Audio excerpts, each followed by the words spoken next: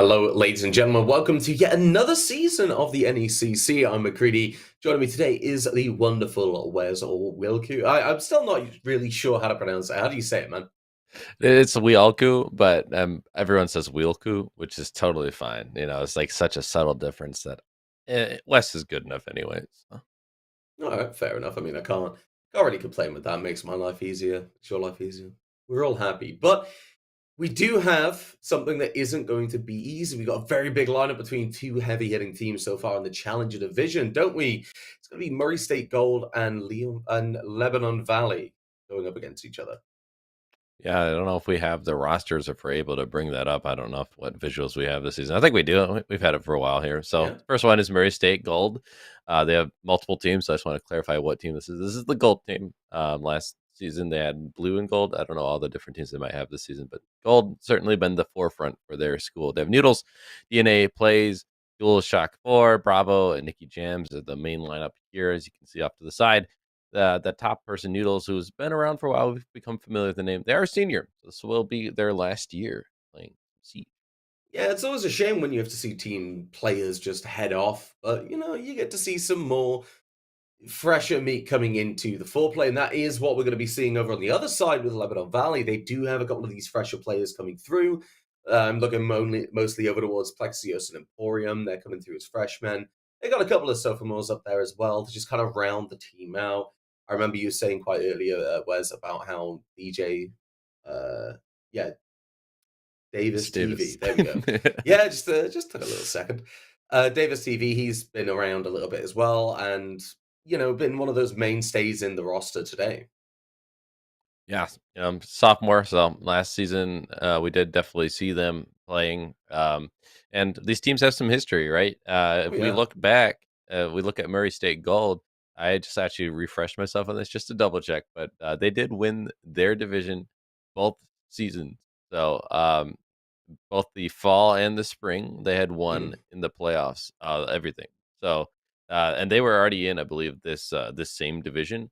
But LVC on the other side, for one, they beat Carthage in their own division, but it was the division below this one. It was Emergence. Now they've moved up, so they have been moved up. And then on top of it, they still, yeah, they beat the undefeated team in the regular season, but they also mm. did lose in the semifinals. They didn't make it to the finals in playoffs in spring. So just something to keep note of. Um, if those divisions are accurate, if they have really been moved up, then they're going to be a little bit of an underdog here facing the heavy hitters that are Murray State Gold. Yeah, but you kind of look at it and you say underdogs. However, from what I've heard, they don't really seem to be those underdogs. It seems to be quite well balanced in my eyes. You're looking at two teams, a lot of presence, a lot of capability behind them. Yeah, I think on paper you're going to look towards Murray State Gold. They are going to be on paper the stronger team, but that just gives Lebanon Valley a lot more to work with, in my opinion. But we're going to be taking a look at the map bands here. Now, we are going to be playing a best of three, so the teams unsurprisingly, and unfortunately for some people who might like some of the newer maps coming in, you got Clubhouse, Oregon, and followed up with Chalet. But when you look at it, you consider it's the start of the season, Wes. These maps start to make quite a lot more sense. They want to get back to basics, just get the little simple things right, and what better maps to do it on? Yeah, I mean, the thing is with the nerfs that we've seen, and I think we're going to jump into this first map. So Clubhouse Mm. should be starting right off the bat here. And it looks like it was MSU's pick. So Murray State did choose this to start off. So they are going to, allegedly have that favor since they chose it for a reason. But like you said, these are the mainstay maps. And with the meta changing so heavily because of the nerfs to recoil, for example, silencers now having no damage drop off, the EMP Thatcher gadget side kit thing that a lot of operators have, Thatcher no longer really needs to be banned, right? Mm. So those things in mind, it's going to change the meta a lot. I think with that still being figured out, what is the new meta? You want to go to at least maps that would be familiar while you're familiarizing yourself with all these changes that have come through. Yeah, and you look over towards Clubhouse, you look over towards Oregon. These are the competitive maps. And you look at it at a T4, T3 level, these are the maps that you go to. Yeah, there was a point in time you just didn't see any variation. So I'd expect both of these teams to be very, very comfortable in these maps. Like you say, there are those little changes that will have to be brought in. There are those little adaptations to the meta that might be brought, maybe with Thatcher, maybe with the inclusion of newer operators like Brim, and maybe looking towards Osa. I don't know. you look at that and you've got to say, well, this is a good map for it. You have that baseline of confidence. You know that general meta. Now you can start messing around with it. When you look towards a map like Theme Park or a map like Skyscraper, still relatively quite fresh coming back into the competitive pool, then you start to complicate things. And that brings us down very neatly into that my first point. Yeah, exactly. It's a really good point, right? I mean, if you're not going to be familiar with the maps and you don't know like what's really going on with all the different gadgetry and like what bands should be going on with the operators, Mm, you just want to fall back to that comfort. You want to fall back to those maps that at least I know how to push this. I know what different yeah. holds we can have that are universal, right? It doesn't matter that, whether Thatch is available or not. We've always played, there's going to be certain shields in certain positions. We know all these things about it. It has that familiarity. It's going to give you that Mm, comfort, and especially with so many changes, this might be the biggest change in an off season for all the different components in the game that we've ever really seen. I mean, recoil massively changed. So if you shoot more than mm, 20 bullets, then all of a sudden you start to have way more recoil, whether LMG or not. LMGs obviously were nerfed specifically as well, but any gun. Once you get past like I think of 22 bullets, you just start to the vertical recoil increases. You mm, start to get maybe some side to side, so that's going to be massive. The silencers too, now you're going to be messing with your gadgets, or excuse me, your attachments on your guns mm, more, so you're going to be experimenting with that. So and then on top of it, if you want to bring those EMP side kits, like what do you replace them with? You could bring the Lion. It's a pretty common one that's been seen in the meta and pro play, for example. A lot of Lion Dokubi's been brought, because they have those things in their toolkit, which allows you to get mm. things opened up a lot easier. Yeah, and I think one of the very interesting things about those with those EMP kits is, well, some of them do replace a couple of nade operators, so that's quite interesting as well. I think when you look at towards the recoil, unless you've got one of those RMGs, you won't feel it as much. You look towards operators like Ash and Zafia. Their recoil's been reduced. They feel like they used to about a year ago. It's been a very exciting time for myself. But speaking of exciting times, we are going to be jumping inside this game right now, looking towards the attack side. Obviously, Murray State, they're going to kick things off on the operator bands. Probably might be going for a comfort Thatcher, but I expect a Maverick or something to be on the board. Jackal, though, doesn't really surprise me. And with those EMPs, will Thatcher still be banned? Well, I guess we'll find out, but you expect that it wouldn't matter whether he was or not. So Lebanon Valley, they might ban him just because like you're not really taking anything away from yourself at this point, right? So taking him out, yeah, might as well. You still have other options. You're on attack. They already took a powerful attacker on Jackal away from you. So you're not really hurting yourself anymore when you ban out that Thatcher. You're just going to make Yeah. it so it's a comfort. You don't take away any of the ops that you might actually want to play. No one's used to playing him anymore, so banning him out totally fine. On the other side, we're going to stay with the comfort ban of Cade, but with those EMPs that I mentioned, I have to wonder if that's really even that helpful. Maybe a Mira or a Valk would have helped the Mm. attackers more. Yeah, I feel like look, coming into a clubhouse map, a Valkyrie Band would be a really interesting choice. Like you say, obviously you do have those EMPs. However, the question is, do Lebanon Valley really want to run them? Do they want to deal with that? Do they want to have that problem? Now, Habana's still on the board, so in my mind, I think yes, Cade is a good ban. You don't have to risk anything either. So you look towards those bottom floor hatches and you say, right, we can get these Sabata pellets down. We don't have to rush. We can take our time with it. Cade is off the board. Mira joining them in that wall of shame will not be showing in our game at the moment. Attackers need to But locate and that defuse is the bomb. yet again one of those more comfort operators that you want to take away. You just don't have to deal with it. When you think about the lines of sight on Clubhouse, the way the Mira played of towards construction in a gym bedroom hole, yeah, that makes a lot of sense. It's an interesting lineup too that they have going. They have the Ying for one. That's always going to be of. All right. I guess we're doing a little bit of a rehost because something must have been off. Yep, it's a audio bug. Oh well, there we go. That solves the mystery. So again, we're having a little delay. So unfortunate, but it happens, right? This is the first week, so we have to expect these things to happen.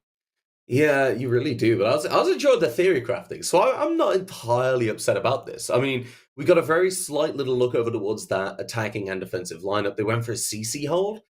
Obviously, they're gonna have to go back there. I don't think the attackers actually know it's there because that rehost was called so quickly. You mentioned up that Ying. That's a very important part of it, in my opinion, because well, that just screams out aggression and that screams out speed. Now, with the LMG nerf, you're not going to be taking it just for the weapon, which is that LMG.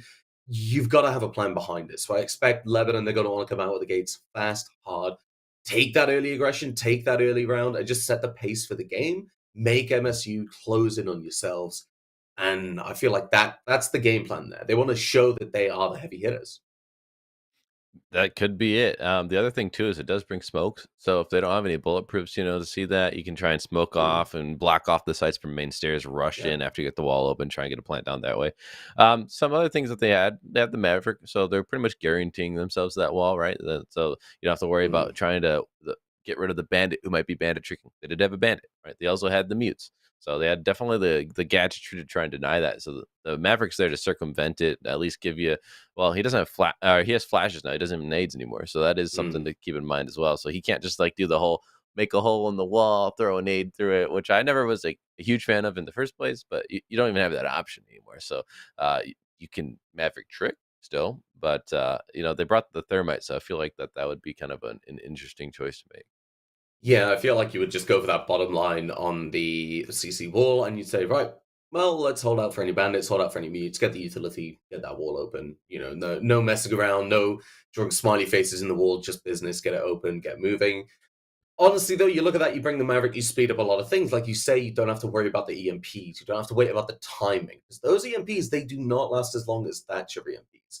So it is a lot difficult if you are trying to compare which one's better when getting, say, a thermite charger down on the wall.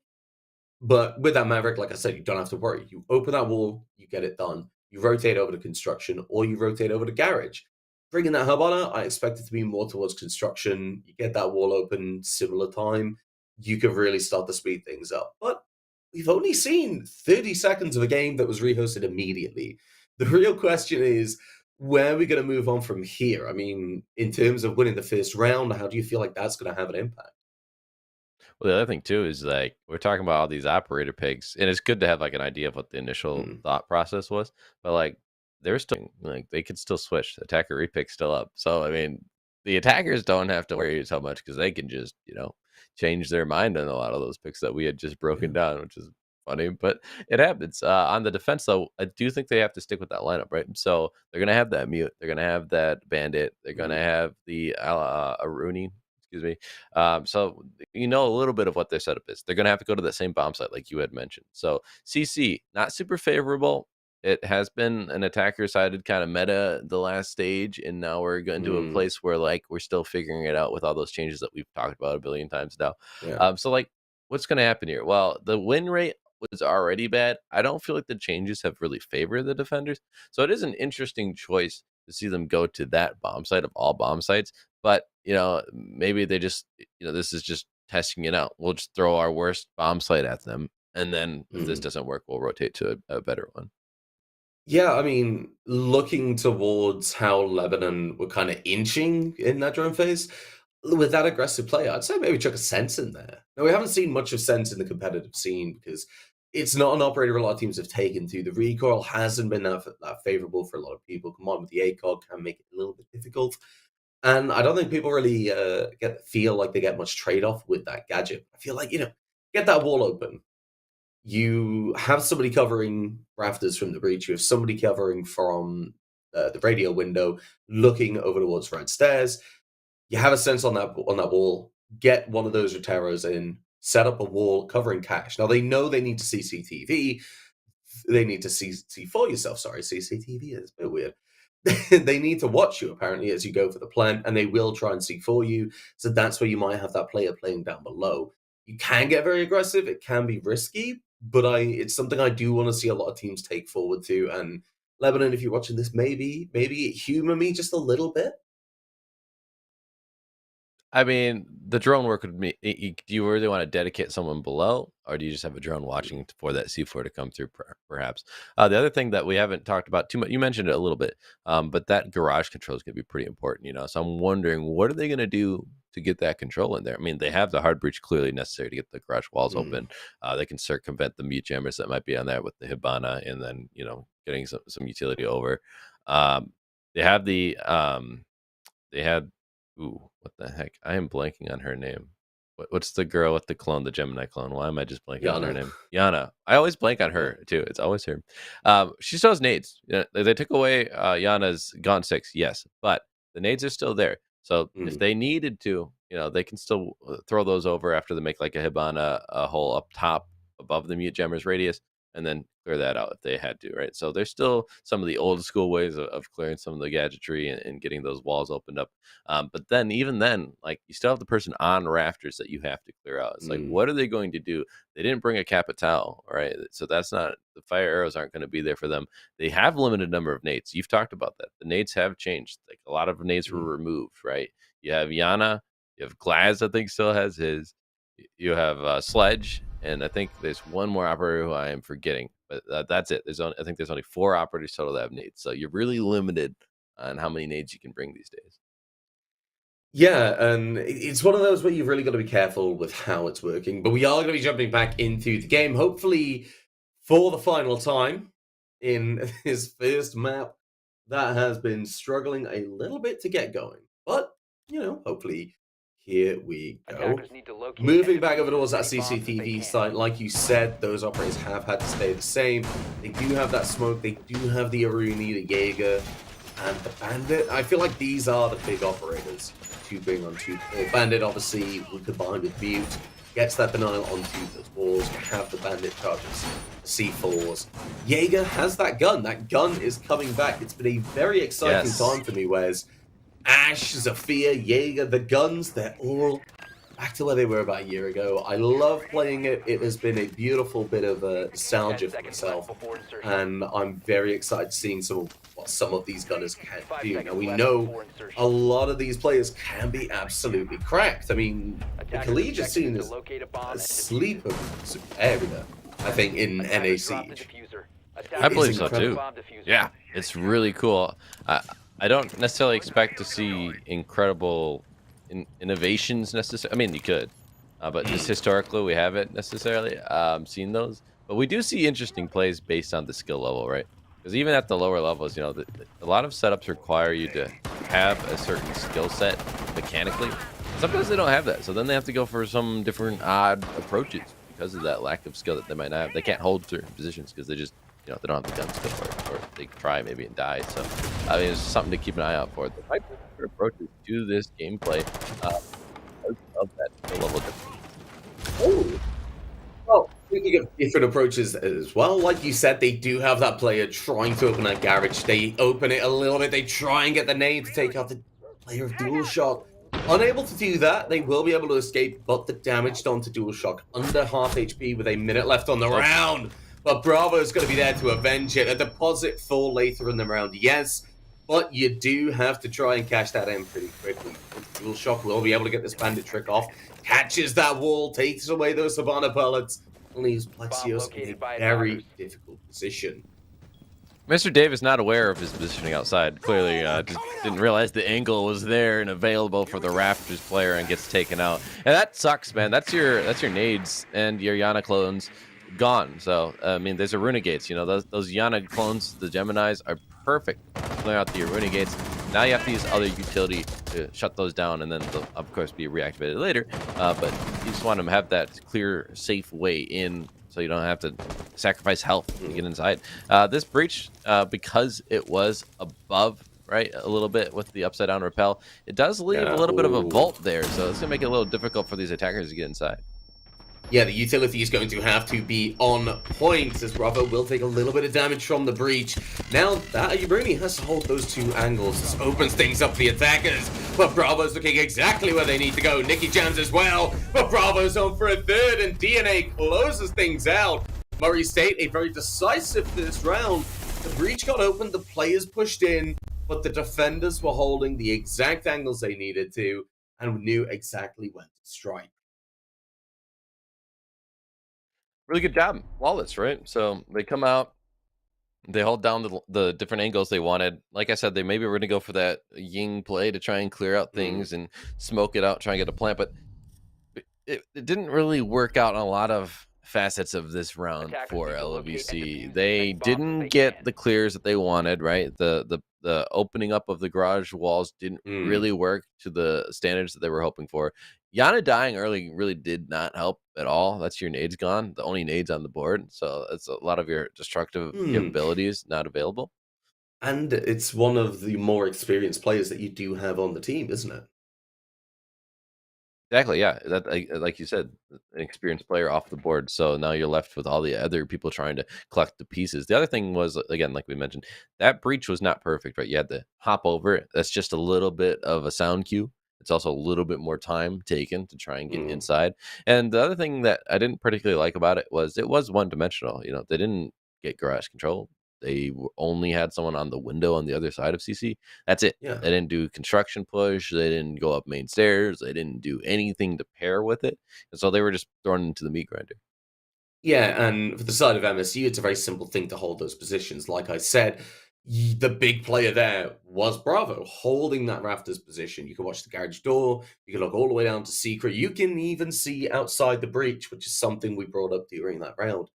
That's the big thing for me. You're able to hold all these angles.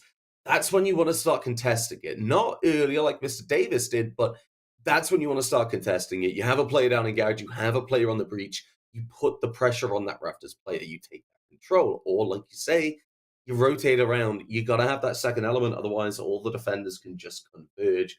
That's what we saw. But let's not get too critical, Wes. On the flip side, we did see a good bit of damage being done, a lot of basic progress being done by Lebanon, and it wasn't bad. It wasn't incredible, but it wasn't bad. There was the basic things starting to get done right. They were focusing on these areas, and right now, jumping into this second round, you can see they've got that vertical play already. They've cleared out those roamers on that top floor. Bravo being taken out as well, and well, Mr. Davis will start to do the due diligence of droning. The big thing striking out to me right now is flanks. Is there anyone watching these flank cameras? Are these vertical holes being prepared to cover these pushes? And it's playing in a precarious position here. That actually can be seen from the hatch if he's not careful. So he misses some shots on the player who was not even looking at him at the bottom of main. So missed opportunity there. It is opening kill for Lebanon Valley. So like you mentioned, that is a boon for them. Going to have a little bit more of an advantage. The drop down from Senate is going to actually work out. They're going to get the plant down. No one's watching for this. I think paired with that flashbang, it worked out. They haven't even gone for anything else. They didn't get clear of the dirt room push. So this is all just going to be covered from that hatch now. And here it is, all the kills falling in favor of Lebanon Valley. Dual Shock trying to bring it back, gets a kill on Emporium. But it's just up to Dual Shock now to try and figures everything out on this round. It's not looking great. They don't have much HP. It's just about half left in the tank for them. In a 1v4 post-plant as well. No time remaining for them. So they're just going to hope for some consolation kills here.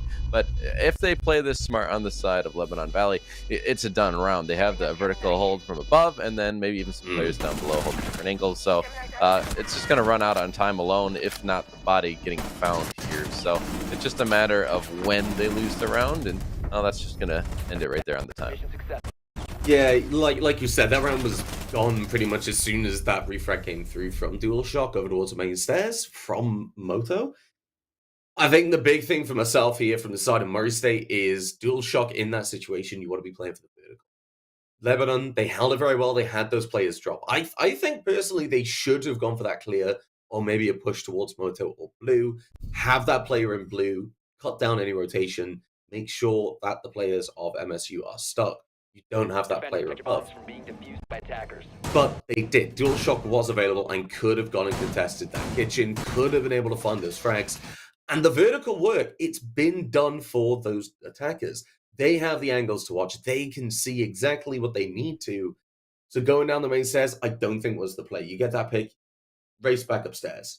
You get back upstairs, you go to kitchen, or you go up to Logi, start making some fur. Ultimately, once you go downstairs and you commit to that push, like you say, the players are there, they have the angles, the time is on your side. It wasn't really going to go any way other than MSU, but, it's only 2 rounds. We're 1-1 even scoreline. It might just be a case of getting the cobwebs off, Hopefully we figured out a little bit of our issues. We apologize for going away from the game for moments. We're just trying to make sure this feed is at the best quality it can be. These things take a little bit of time. It's our first week streaming. We didn't do it in activation, so this is really where the kinks are going to get worked out. So bear with us on that. But looks like we're doing pretty well here. See, the lineup has changed slightly. The Lion is going to be brought here, so that's going to give them some of that information. I mentioned the EMP grenades. He is bringing them, so we will finally see those being brought out on the side of Lebanon, I think, for the first time. And on the other side, the lineup's pretty much similar, except for this time now the Mozzie's going to be there trying to deny some of that information from the drones, but also maybe that'll help their roam game survive a little bit longer. Yeah, I mean, I really like the idea of the line. When you look at how that last round went, they shut down roamers, they shut down the positions these players could have, and dodging that C4 gonna make that kitchen a little bit safer to play in. But I'm thinking of that execute. That drop went very, very well. It was risky, but no pain, no gain. The Senate able to get the drop, able to get the plan. A Lion scan, while it will alert Murray State that something's happening, that will be able to give you that little bit more cover. Now, they're aware there might be that player above, which they are trying to deal with. And apologies yet again for what you are seeing. We are doing our very best to rectify this, but we'll be guiding you along this journey the very best that we can. Now, they are aware a player is upstairs. This is the big, big problem. This is where Murray State is starting to adapt. And now this Sabana's looking very, very uncomfortable, isn't he, Wes? They are. I mean, why would you not be? You can't get that hatch up, but they can just shoot the pellets off. They can harass you as you try and enter into the building from that angle. So before they were given, it looked like a little more free access, and now they actually have to go above and clear it out, and it's taking way more time. Just halfway through the round last time, they had gotten the hatch open, and then they were going down for that plant. They had already cleared out the roamer, got the opening kill. Here, we're down to a minute, and no opening kill, and a player is above and harassing them. So this is going to buy way more time, looking way better for MSU on this round. Definitely. You're looking... We haven't really seen a player drop off so far, and with that, I mean, it only means one thing. Coming down to that 40-second mark, there's going to be a brutal execute at the end of this round. It's going to be a no-hold-barred gunfight. I do want to see this fragging come through. I do want to see these players go for this aggressive push onto site. Now, the big thing is, there's still that player above. They don't have that vertical control. The players are going to have their focus divided. Dual shock with the flanks able to take away Mr. Davis, take away that player off the board, and in doing so, give your team the advantage. The players over towards kitchen are rattled. The utility goes down. The drop's about to go through, but DNA Plays is waiting, able to find one, make that two. Are you able to find another one? Probably not, because the time's ticking down. These players are going to be rushing in. While you do find one kill, McStuffin's going to catch a second, but it's not enough time. Bravo with the kills, going to give Murray State that win in the round. Really good round, as you mentioned. Some kills coming through for LVC near the end, but it was just too little too late. Yes, you get 2 kills at the end, but at that point, it's a 2v3, so it's not even a favorable for you, and there's no time. So not much they can do there. It really came on the back of that roam buying so much time, especially harassing them from above, not allowing them to get the access through kitchen that they were looking for. And that comes from adaptability, but also predictability. LVC did not change their game plan. They did not do a full clear. And so they're able to be abused for that predictability on the other side. They read into it really well, played it perfectly. I'll give a lot of credit for Murray State. They're really playing into this Jackal ban, and I think that's something Lebanon Valley, in terms of adaptation, that's something they might want to adjust. I think that Lion didn't really have the impact they wanted it to. While the potential was there, I feel like this might be better suited with, say, a Gridlock or a Nomad, or even a Zero. Just have somebody get those cameras down, get that little bit of cover. You spend best part of 3 rounds trying to deal with this vertical pressure. Realistically, you want to go with that gravity attack when it comes to knowing there are roamers on the board.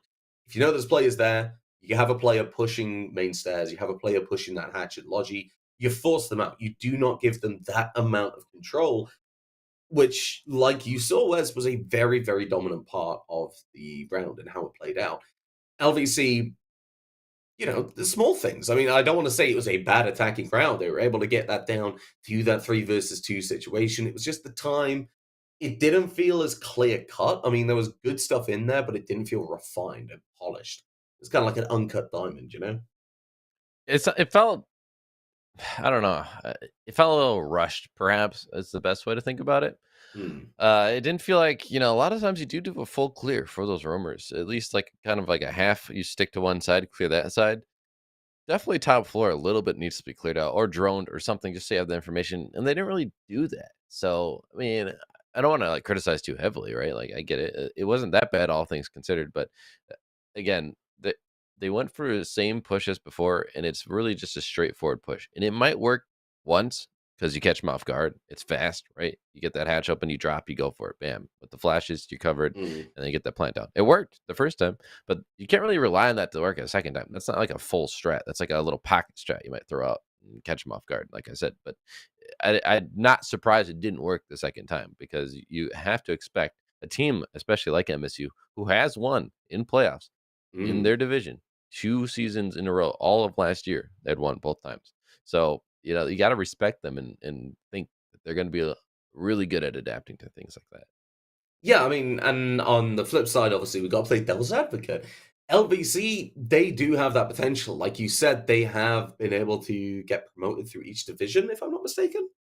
I think they went up one division. If teams are all the same, So, obviously it's a little hard to I know, but mean, over on this side of the pond, I get a little bit tired, and sometimes the collegiate scene tends to get a little bit fuzzy over towards me. But Attackers need to the locate point and is defuse there. as many bombs as Lebanon they Valley, can. they aren't a bad team. They do have that potential. They do have that upwards momentum. And in the worst case scenario, Wes, this is just first week. We didn't do activation. This is the first week where things matter. This is the first week where you're going to want to iron out these things. You're going to want to do exactly what you've done. Use this to improve, know exactly what you have to work on, and start to think what might happen. Now, we are going to be returning to the site of CCTV where Murray State were able to claim that first victory, and this is where Lebanon, this is where they want to play that adaptation. It's something we said, maybe a little bit more careful over towards Garage, 5 seconds. have that second front. I would recommend maybe even playing down below, maybe Attackers' bring that objective up. is to Don't locate a give the bomb and defenders the defuse it. comfort that they have. you have to change something. It was a flawless round on this bomb site. They're bringing the same attackers against the same defenders. Defenders make sense. You had a flawless round. It was great for you. You don't really need to necessarily think too much about changing things up unless you're adapting to new things that you're seeing the other team. So it really is on LVC here to change things up themselves. I mean, obviously it didn't go according to plan. You had Mr. Davis here dying in this position last time. They were a little close to that door, a little too close. Got taken out for it. But they didn't get a single kill. And they got the breach, but it was a vaultable breach. They didn't really get much of a clear in garage. So things have to go differently for them here. Yeah, it's close, but they just need to get that little bit further. I think if this game continues the way it's going to go, that's what it'll be down to. Two good teams, but the winner's going to be that one that has that little bit extra. Not necessarily a team being bad Bomb or located worse, by attacker. but one team having that little extra pizzazz behind them. Now, looking over towards this site, we do have DualShock here again playing down below. Dragborg is opening up, but DualShock, very aware of it, is looking to put the pressure onto the Havana, make it known you have to deal with this player. There are two players covering garage. You can't just waltz in. That's a big power move in my eyes. I mean, it is. You can at least open up some holes to make sure that bandit can't rotate back in down below. So that's a good thing for the attackers right there. But you still have to clear that player on rafters. That's the job at the end of the day. That's the main point of even opening up this hole. So they can use some flashbangs here to try and clear out those ADSs. And then it's really going to be on Yana. She's the only one with nades. So if they're going to clear out this player and get the frag, Attackers have dropped the bomb the diffuser. frag grenade itself, Attackers have then that's how recovered they their do it. diffuser. Otherwise, they have to just go with the guns, and that's not as easy to do, even with the flashbangs that might be thrown in. And that rafter can really block those off pretty well. So I would say that the nades are your best bet, and they're not really in a position to utilize those nades. You see Mr. Davis actually on the breach here. So what are they going to do about this rafter player? I reckon Yana tries to nade through. Yet again, though, we are seeing Bravo up on rafters. Now Plexius takes a bit of damage from DualShock, and obviously will have to focus on that player down below. Nicky Jams, though, is going to be able to find the Senate, kicking things off frag-wise. 20 seconds left. DualShock's going to pop through. It gets an extra frag, and while the nades come through from Mr. Davis on the breach, it's not going to hit. It's going to slow him down a little bit with 30 seconds left to go. You can't have that, but can have is the head of Bravo. 25 seconds to get down from the bottom valley. They have to find that in. They have to find that push.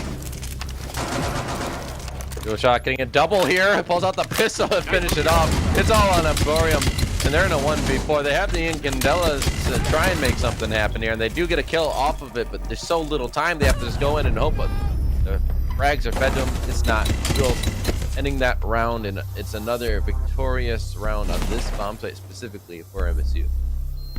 Yeah, I mean, Emporium, it wasn't the greatest situation to be in. You do have to get aggressive in that situation. So Candelas go through. You get the Rafters player. You don't really have much choice. Big thing I do want to talk about is yet again in that garage. We saw that they were trying to get down below. They were trying to deal with those players, but they weren't as focused on garage as I feel they should have been. They had to move over. They had the Habana playing down below, but that Habana then had to deal with Rafters. Didn't have that support from garage door, so that the Habana focuses over towards lounge.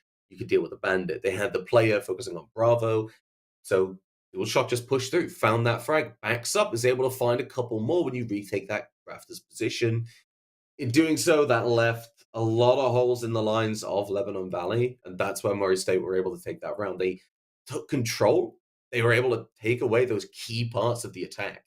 The garage presence, the players on breach, they were taken out pretty quickly. So I think next time we see this site, gotta be a construction side. Locate and defuse the bomb. At least in pair, right? At least to get an extra attention from the defenders so they can't just all focus on that main breach like they have been doing. The other thing, though, is that Bravo actually did die in the Raptors position. They peeked out unwisely onto Mr. Davis, I think, on the breach. That did allow them to try and rotate, but they were just not respecting Dual Shock on that bandit, able to retake garage. They had an opportunity. They just weren't able to capitalize on it. Now, what is it? Still that great of an opportunity? It's still a 3v4, so I mean, it's not an advantage for them.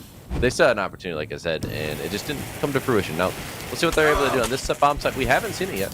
So the gym bedroom hold is going to be something new for both of these teams. So maybe this is the opportunity Lebanon Valley needs. Yeah, no, they're going to start in very, very traditional fashion. They're going to be getting that jacuzzi wall open. They have the player over towards logistics. They do not have the mirror windows, but they also do not have the player off Bravo. One we've spoken quite a bit about so far, but that's not going to be the case. Being able to find the kill opens things up. You have a lot more confidence on the side of the attack as Plexios found that frag, and is going to be looking to take the entry. Actually, a very difficult position to push in towards. Noodles gonna back things up. Bomb located by it away. Means that Noodles, a little bit emboldened by that situation, does not have the line of sight through the construction wall, but does have the crossfire. After round taken away now, and well, Lebanon Valley, they have a few more steps and a few more hurdles to clear, but they're not out of it yet. The Logi, though, that player needs to take a little bit of pressure because this position is going to be the killer. The one-way angles, the rotation control, it's going to be a tough one as Noodles is going to be looking to get aggressive. Will be pushed out by Emporium, though. He's able to find that frag. Looks for another kill. Not able to find it just yet. Aware that these players might be nearby. Dual Shock, though, able to find one. And it's just cleaning up. Dual Shock finding two. Nicky Jam's getting another retreat. Is there for the Senate. You are going to have to put in a lot of work here. Order 66, some might say. And, well, the droning has to come through. You can't really just rush straight in. You have time on the clock. It's a 1v2. You've got to get these players to take 1v1s, Wes.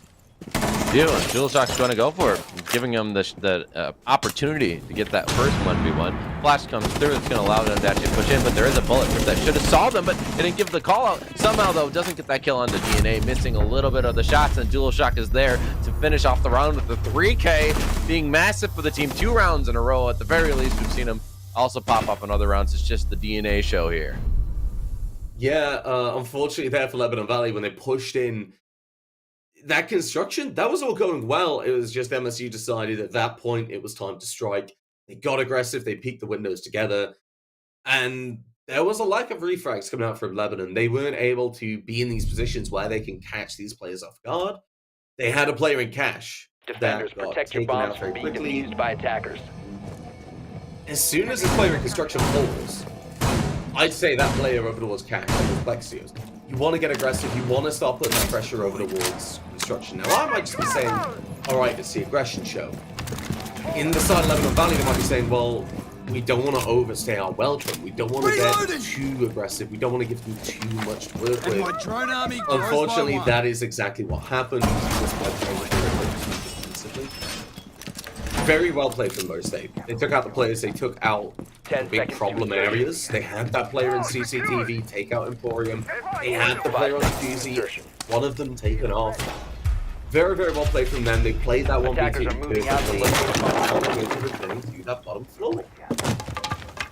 Well, the peek out from DualShock, I mean, you get the confidence after those couple of good rounds, and now it's going to be aggressive like you mentioned, but even more so, we haven't really seen a spawn pick yet, so that's the first one that we've been able to see the max level of aggression you can really get in this game. They're up 4-1. I mean, even if they drop this round, it's a pretty good half from them. This is a map where you expect a lot of the walls get opened up. We've seen the hatches getting opened up, so it's not as if that's been the problem for the attackers. It's just been the frags, right?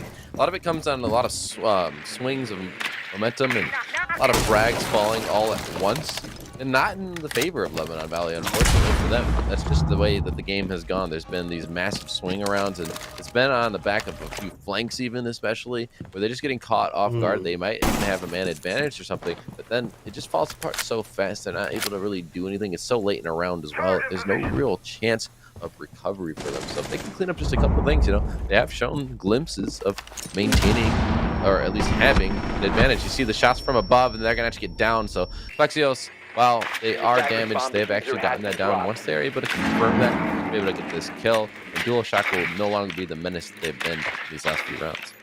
Now, this is something I'm very, very happy about. We're watching this team of Lebanon Valley. They're starting to make these macro adaptations to the positioning, which has been causing them a lot of problems. I mean, they left that player upstairs last time they were in this round. They suffered. Bravo, though, upstairs is going to be playing for the bait. A bomb has been Vertical located. clear is there. They know this player's over towards there. They spot the player over towards master bedroom. Plexios realizing this is a problem. I've got to get away. Is now Attackers going to recovered be the safe. The C4 goes out. Is unable to find something, but they've realized that means there's only 3 people on site with that player over towards dirt. The Sully can go for the drop. Is able to get this blind down. The players will be rotating back to side. The system goes down. It's too late. DNA players find one. Bravo finds Plexios, but he sent it on side. Able to find a kill before they gets traded out. The vertical play is still there, but Bravo is still alive. Does have that potential to go to Logi. Does have that line of sight. The retake here from Murray State could be lethal. Oh, Defenders McStuffins have with the eyes on double. the That's a huge attackers play need from to- the Lion. Bravo falls, and it's Noodles trying to get the defuse while DNA covers, but the fireball doesn't go through the bars, but it doesn't matter. There's enough time to reposition. Mr.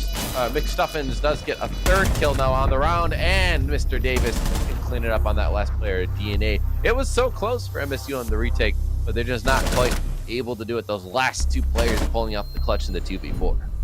Why would you flame that? You saw the guy, you had a gun.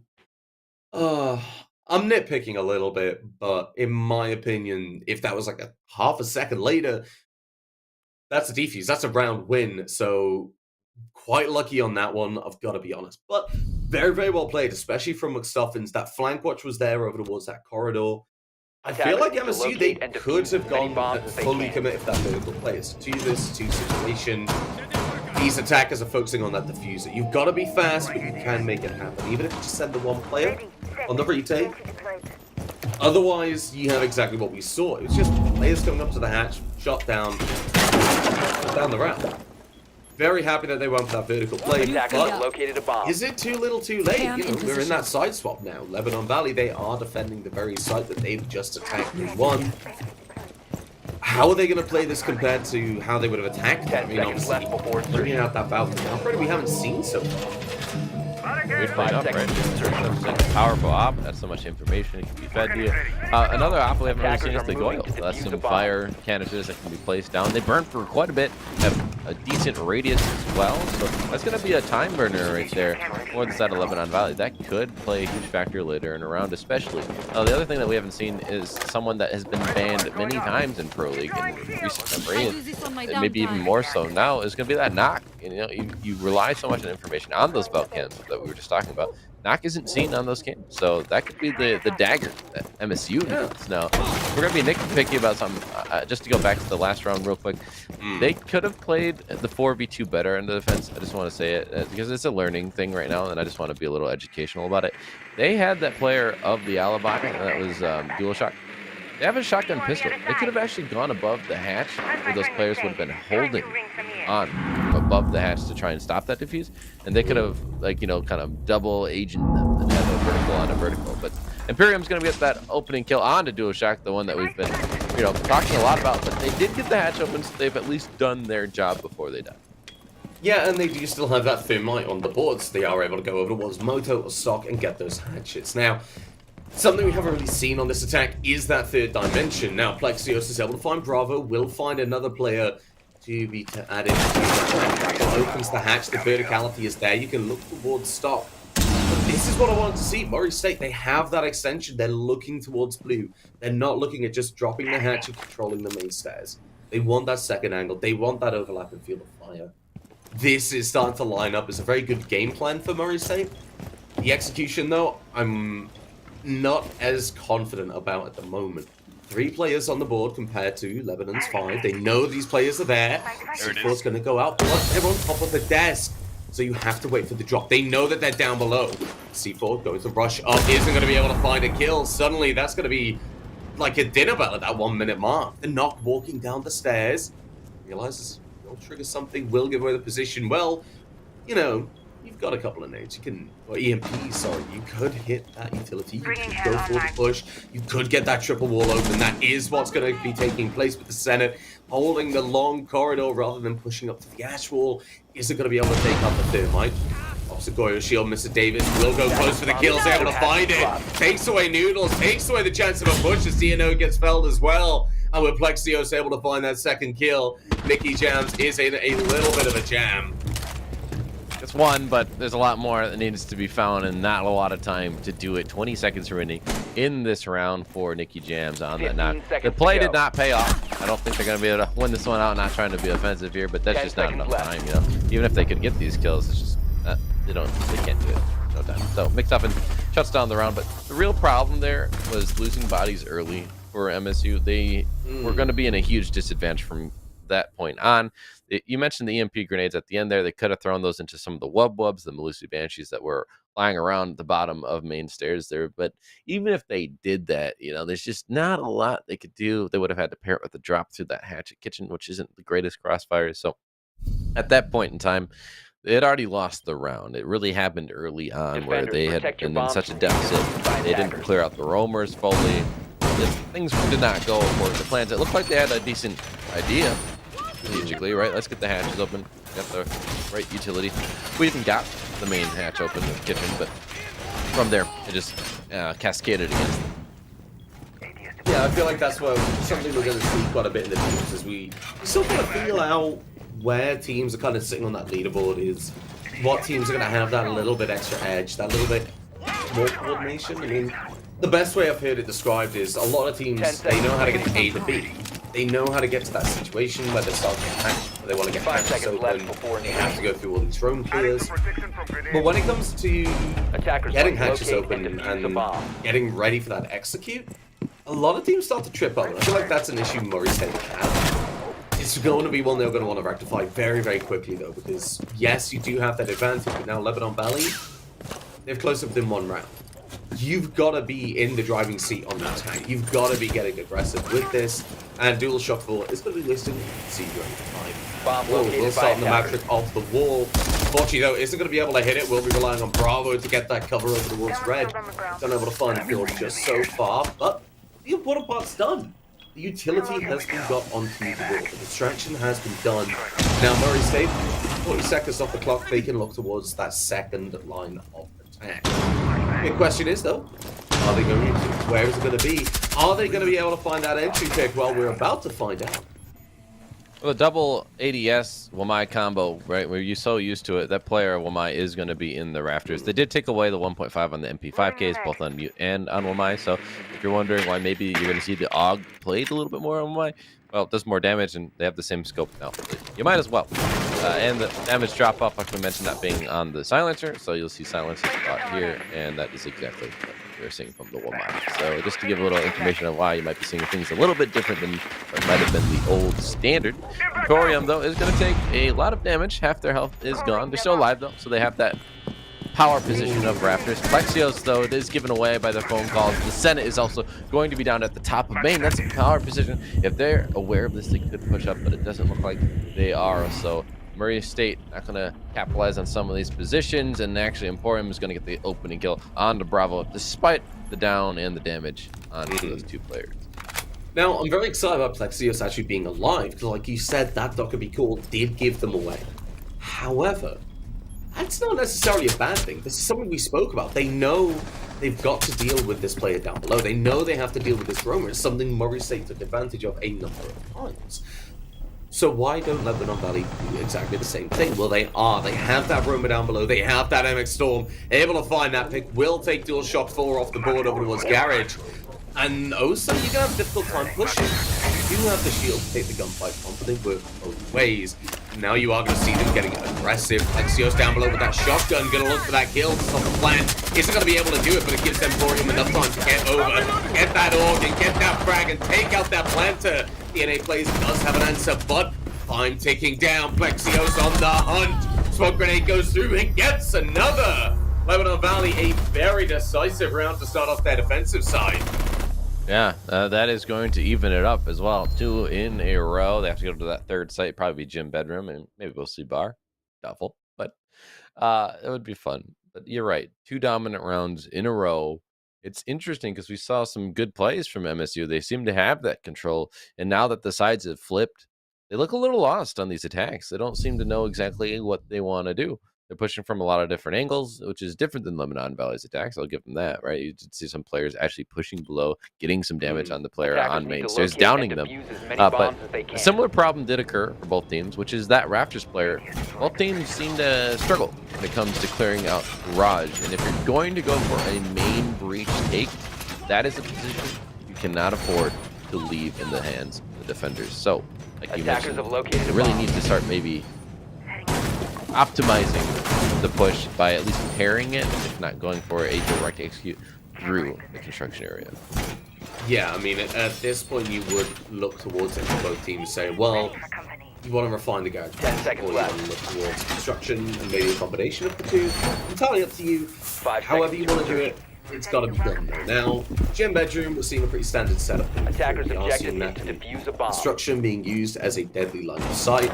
Line of sight all the way to master bedrooms been opened up with construction. You got some nice crossfires coming through on here. While you don't have the mirror windows to play behind, you do have that Valkyrie to bring the information in roughly the similar positions that these mirror windows would be in. You've got one over towards construction. You've most likely got one over towards Jacuzzi side.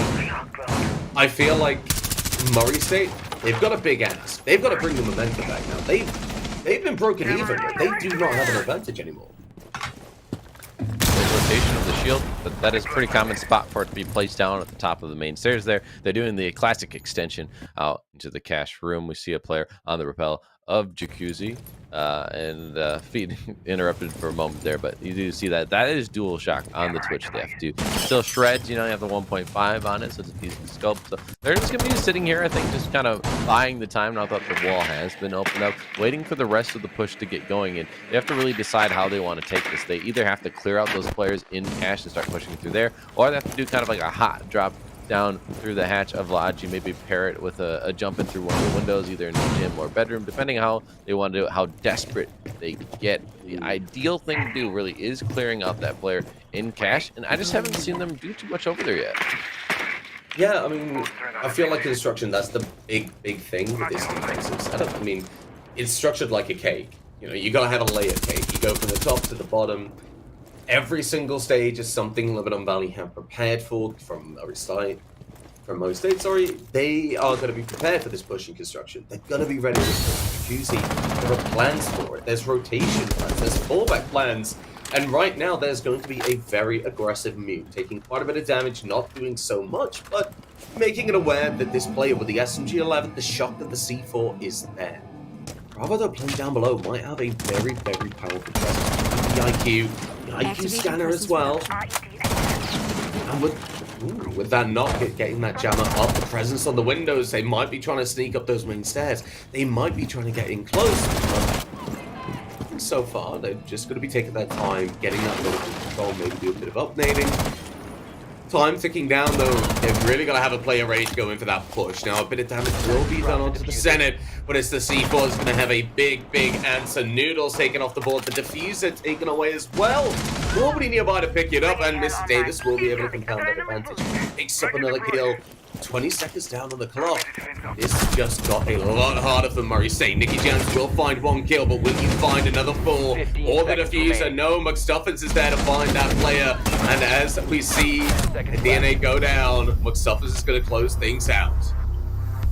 The round went about what you'd expect with what had happened earlier on. And what I mean by that is that they didn't clear out, and I had pointed this out earlier, they did not attempt to really push on Cash.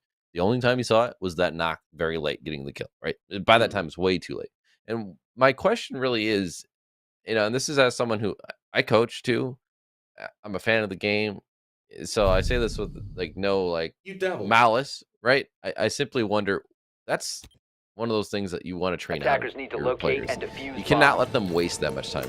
They needed to make a decision. They needed to go and know what the job was, what was the next step in the process. They looked like they had no idea. We saw people standing outside, throwing in a smoke deep. But where was the coordination? I just saw a lot of people sitting outside on the highway, opening up those windows. But it just was way too late. They just burned so much time. Half of the round, the jacuzzi wall was open, and then they didn't do anything.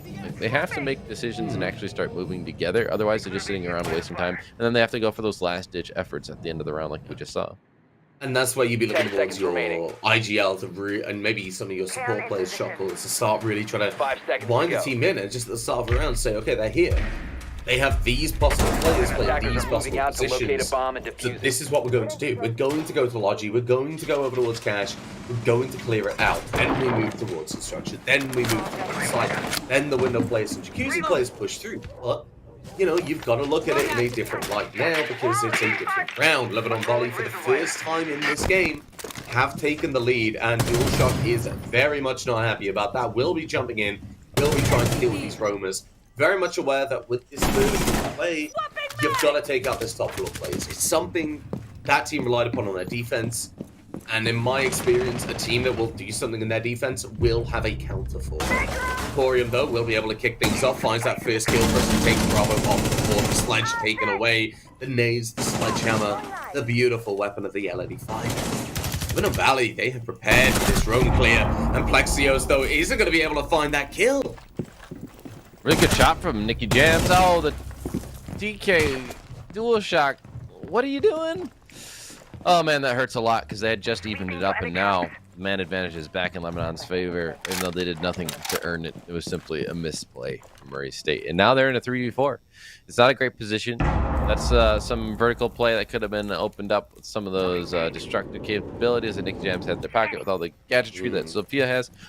Emporium now is also going to only have to face one opponent, which is DualShock. So, and are they checking on the corners? Where's the drone work? No one's droning for them. They at least have the refrag, so the buddy system does pay off their DNA, getting that refrag onto Emporium. But still, had a drone come through, that wasn't a body that necessarily needed to be sacrificed. You see, DNA does have a drone in pocket.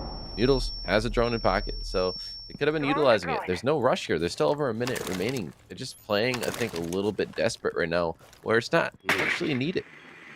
Well, for the defenders, there's definitely no rush. I mean, you just got to sit pretty. You've got the player advantage. The times to get down quite neatly.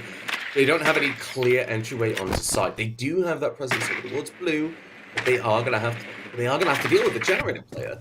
There's a good positioning coming through from Lebanon. They have a player AK, they have a player triple wall, they have a player blue. They've got the crossfire, and now Mr. Davis will that drop.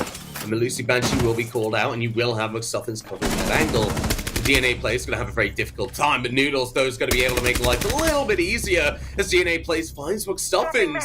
They might be able to win it back on gunplay alone now. The Senate, the last player left on the board, the Vector with the C4 in pocket. This round's by no means won. Time's ticking down, the plant has to go. But they've got to go through that moto, or they've got to go through the line of sight one way or another. The damage gets done, the player pulls back, the plant doesn't go down. DNA goes in, find the refrag as the plant starts, and there you go, you get the Senate in blue. A very desperate feeling play towards the end of that round, but they were able to close it down, and in a situation like MSU, where you're just trying to break even, That is exactly what you want. The alternative match point going in favor of the defenders. Overcoming adversity, that's for sure. I'll say that. DNA Noodles clutching out around that looked pretty dire after their teammates had fallen earlier on. You had a TK that did not help you, but they still maintained composure. I'd criticize them a little bit mid-round there, Attackers but they need to locate and proved me defuse wrong a little bombs. bit. They weren't looking so desperate near the end. They calmed down, collected, and decided they're going to move as a unit. And they isolated the different angles. That was great. They had utilized the open angle on Church Wall that had been available to them. Mr.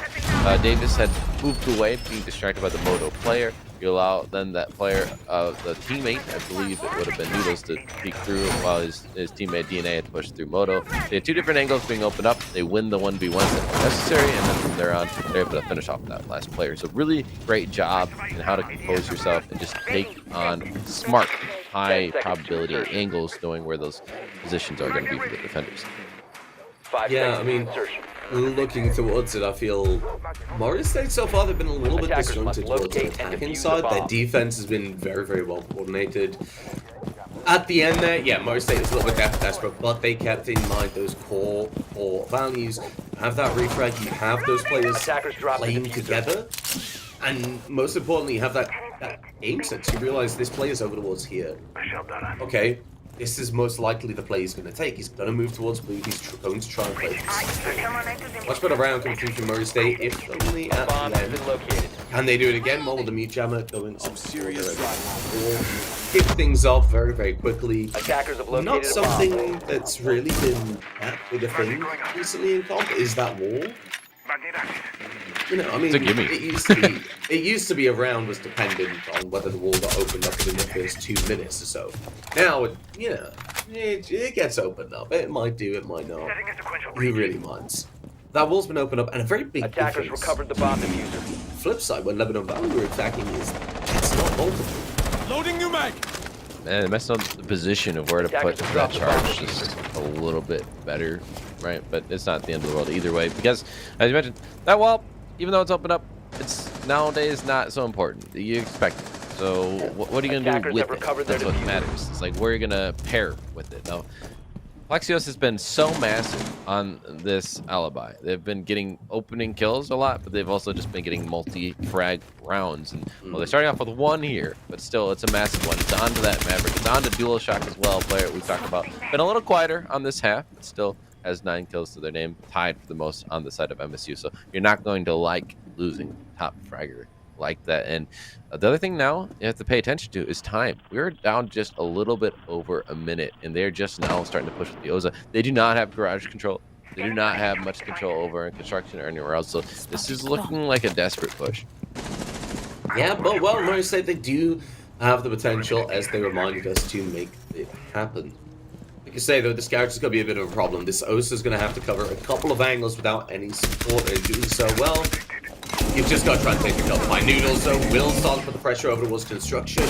Just makes them aware that that play is there. Bravo as well. Claymore goes down, and suddenly, okay, Plexios is going to worry about something. Goes, takes out the drone, has to be ready to deal with the player of the IQ. But isn't going to have that gunfight just yet.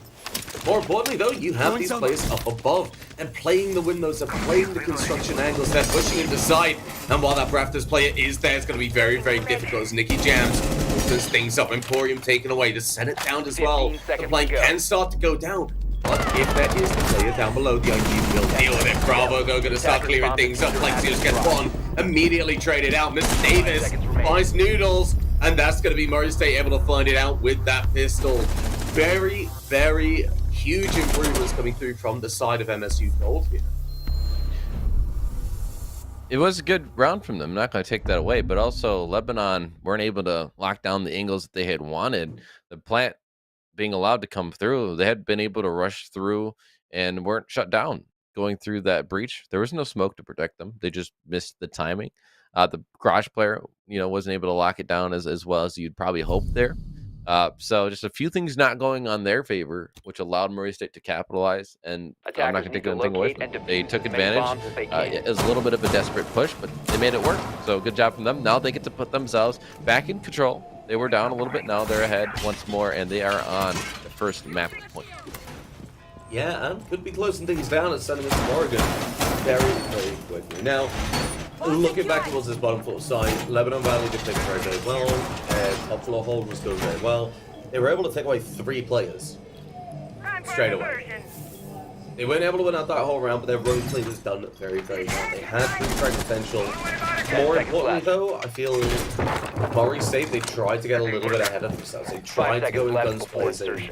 Bomb They've located reeled by that in a bit. attackers. They've taken away that Ash. They've brought the Attackers' Yarn and the Ghost objective Sophia, is to so defuse a bomb. the potential's Attackers' still bomb there. diffuser has been dropped. But they're going to be a lot more Attackers recovered the careful. Bringing diffuser. that Yana, bringing that Gemini means, okay, well, we're going to push it. We're going to be aggressive with this operator. But we're not going to be stupid. We're not going to give things away like we did before.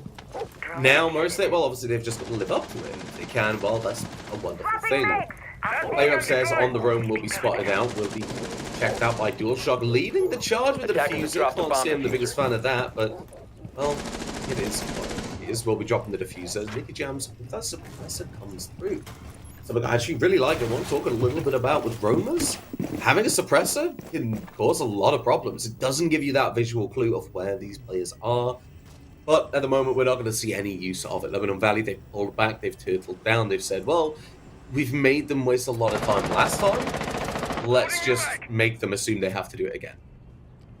We do have a player over here in strip. This is the only real roamer. Attackers This have is an recovered their isolated diffuser. position, so if they can become aware of it, if they do get a good drone that just happens to catch that player is pretty much dead to rights as long as they just lock out the rotation through either the billiards or the bathroom rotates. But either way, there's the drone. It went through. I don't think it has seen them just yet. And then there's a second one. Did they see him? This is the telling tale. If they do not find this player, then that's a huge backstab potential in the future. He did shoot the drone, so they're checking and notice if they are missing a drone, and they are. They're very aware of his position. So if they can get him killed here in the next 20 seconds before we hit a minute, then they're doing their job of clearing out the roamers, and they can start getting up those hatches.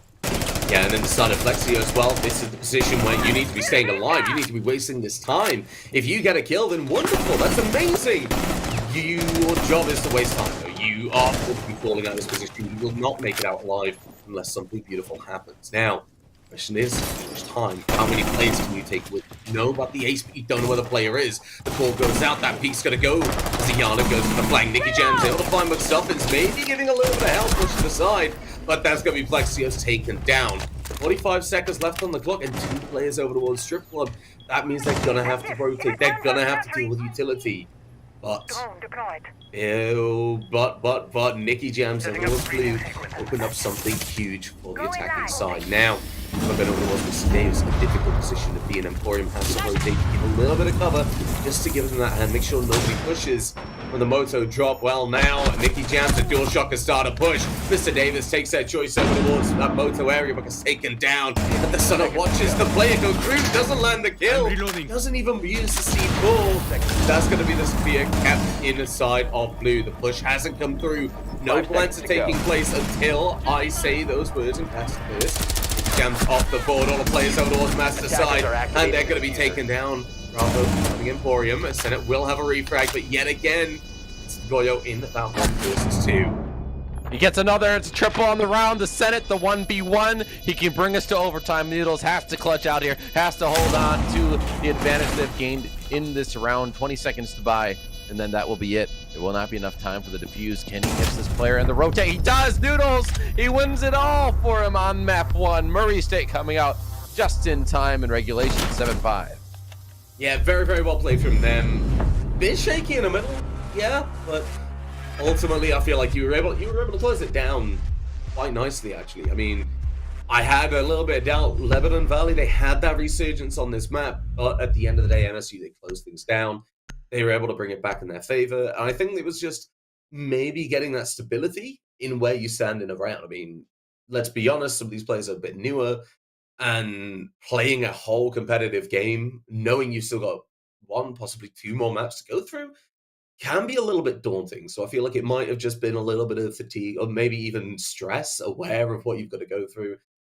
But they closed it down. They said, okay, well, where are we going wrong? Let's coordinate just a little bit more. Like you said, you used the word the desperate push a few times, but there's a point where I think it stops being a bit desperate and is a bit more well coordinated with the push. They're aware of the time and they're kind of using that.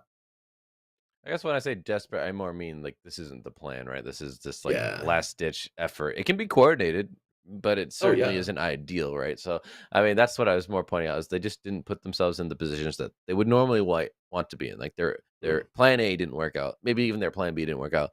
Here's plan C. It's not the highest probability, but yeah. they made it work. We're gonna go to a short break. We'll be back with that second map in just a moment.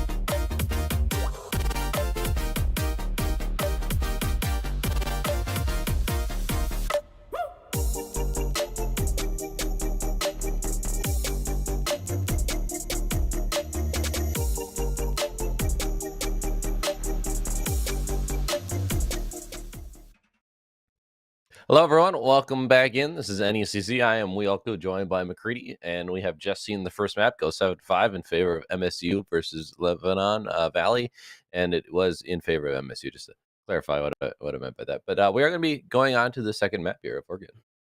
Yeah, we're going to be moving over towards Oregon now. Clubhouse and Oregon, they've had that kind of relationship of the two maps that are kind of those default bastions of T4 Siege.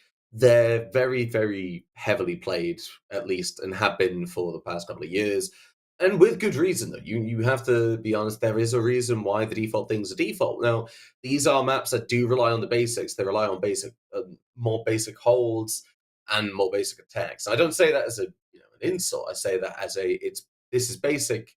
Everything else has been pretty much tried out. If you're going to try something across the board, it must be because of a meta change, or you've really put in some time looking at very more specific things. But I digress. Looking towards that last map, what we saw from Murray State Gold was a very, very well-oiled machine in terms of mechanics and plan. But when it came down to some of the executes and some of the finer positioning and some of the finer support work, that's, I feel, a position that they start to fall a little bit on. So moving to Oregon, the big question for me is how's that going to translate?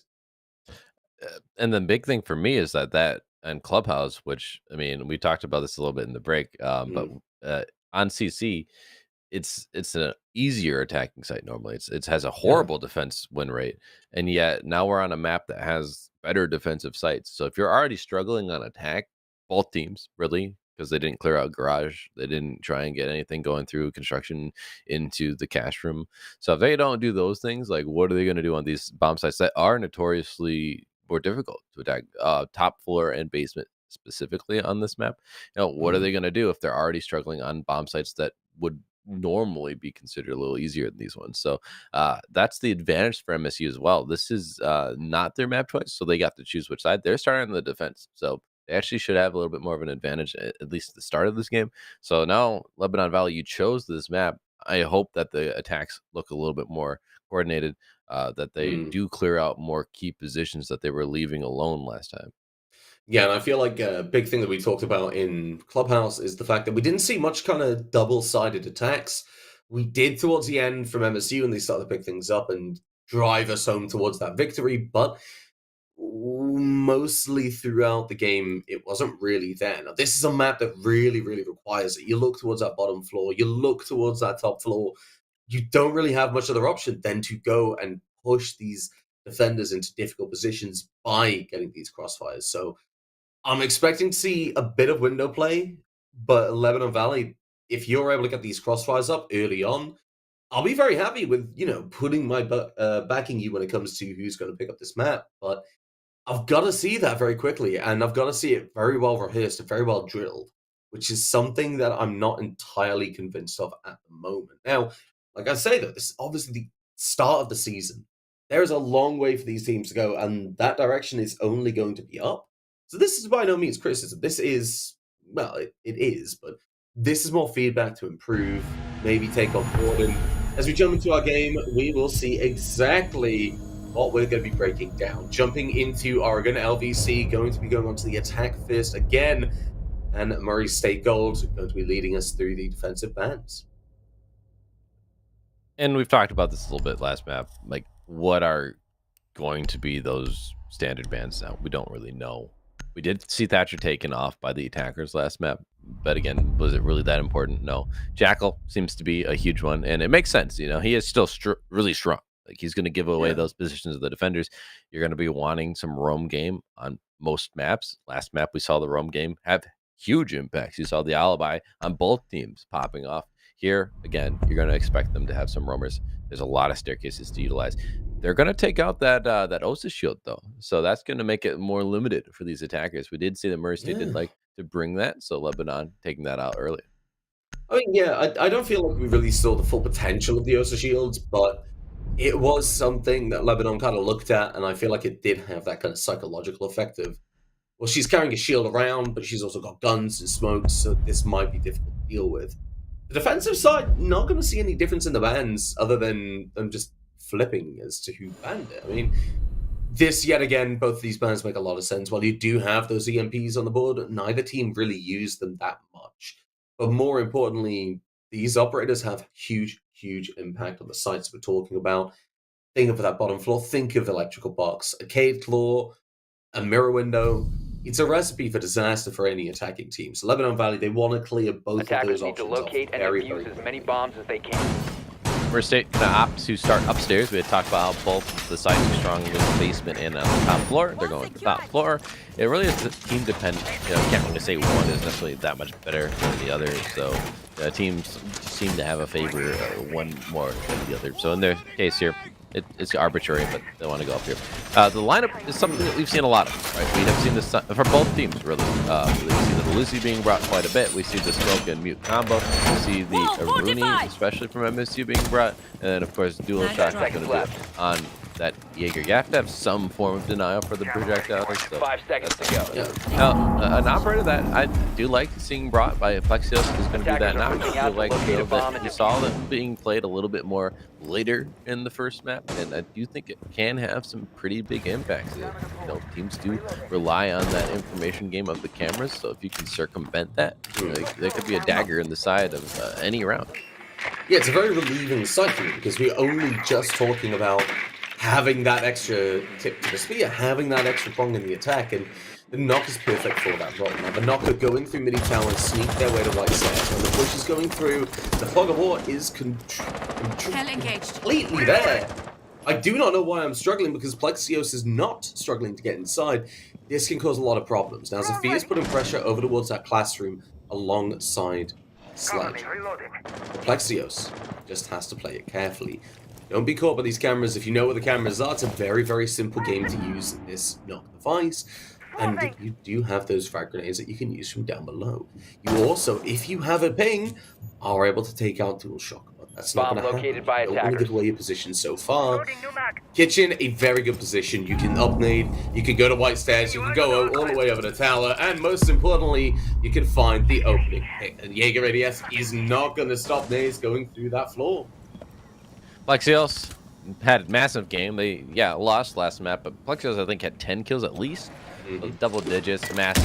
Now they've got the opening kill just to help Lebanon have a little bit of an advantage. It's only halfway through this round, so they've already done a pretty good job. You hear the wall being opened up, so that is the closet into the main bedroom. So that's the main breach opened up. But we have, been a little critical. Are they going to pair this with something else? Now, Plexios is in a good position to pivot through Z here and go up white at some point. Looks like he's just watching out for that flank. But that would be something to pair it with. And there is the Jaeger of Dual Shock coming through and engaging of them falling. But on the other side of the map, Bravo gets a kill onto Mr. Davis TV, evening things up. And we're just last. Now, this is the crossfire that we were talking about. Emporium able to find the kill on Bravo. As another frag will be landing and taking out that defusing player. Plexios still down below. Well, that Jaeger has been kickstarted into action by the death of the players. Now, Armory's open up. But Murray State, they have a very good sense of where the attack is coming from. There is no second front. There is no pressure being placed on the state from another angle. All players are going to be focusing over towards this side. And Nicky Jam staying alive is going to be a big problem.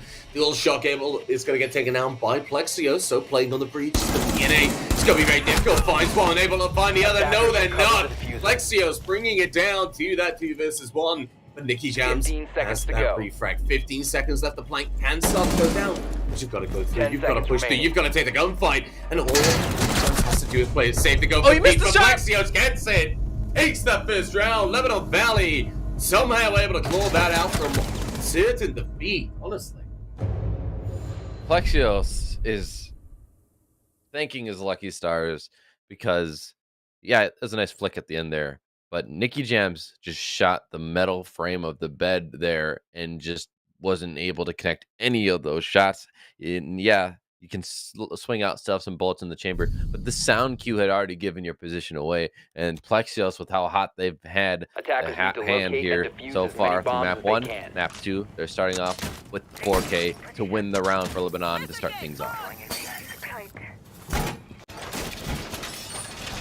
Well, that was something to watch, but Murray State actually has up floor. A lot of things went very well for them, actually. You've got to give them a lot of credit.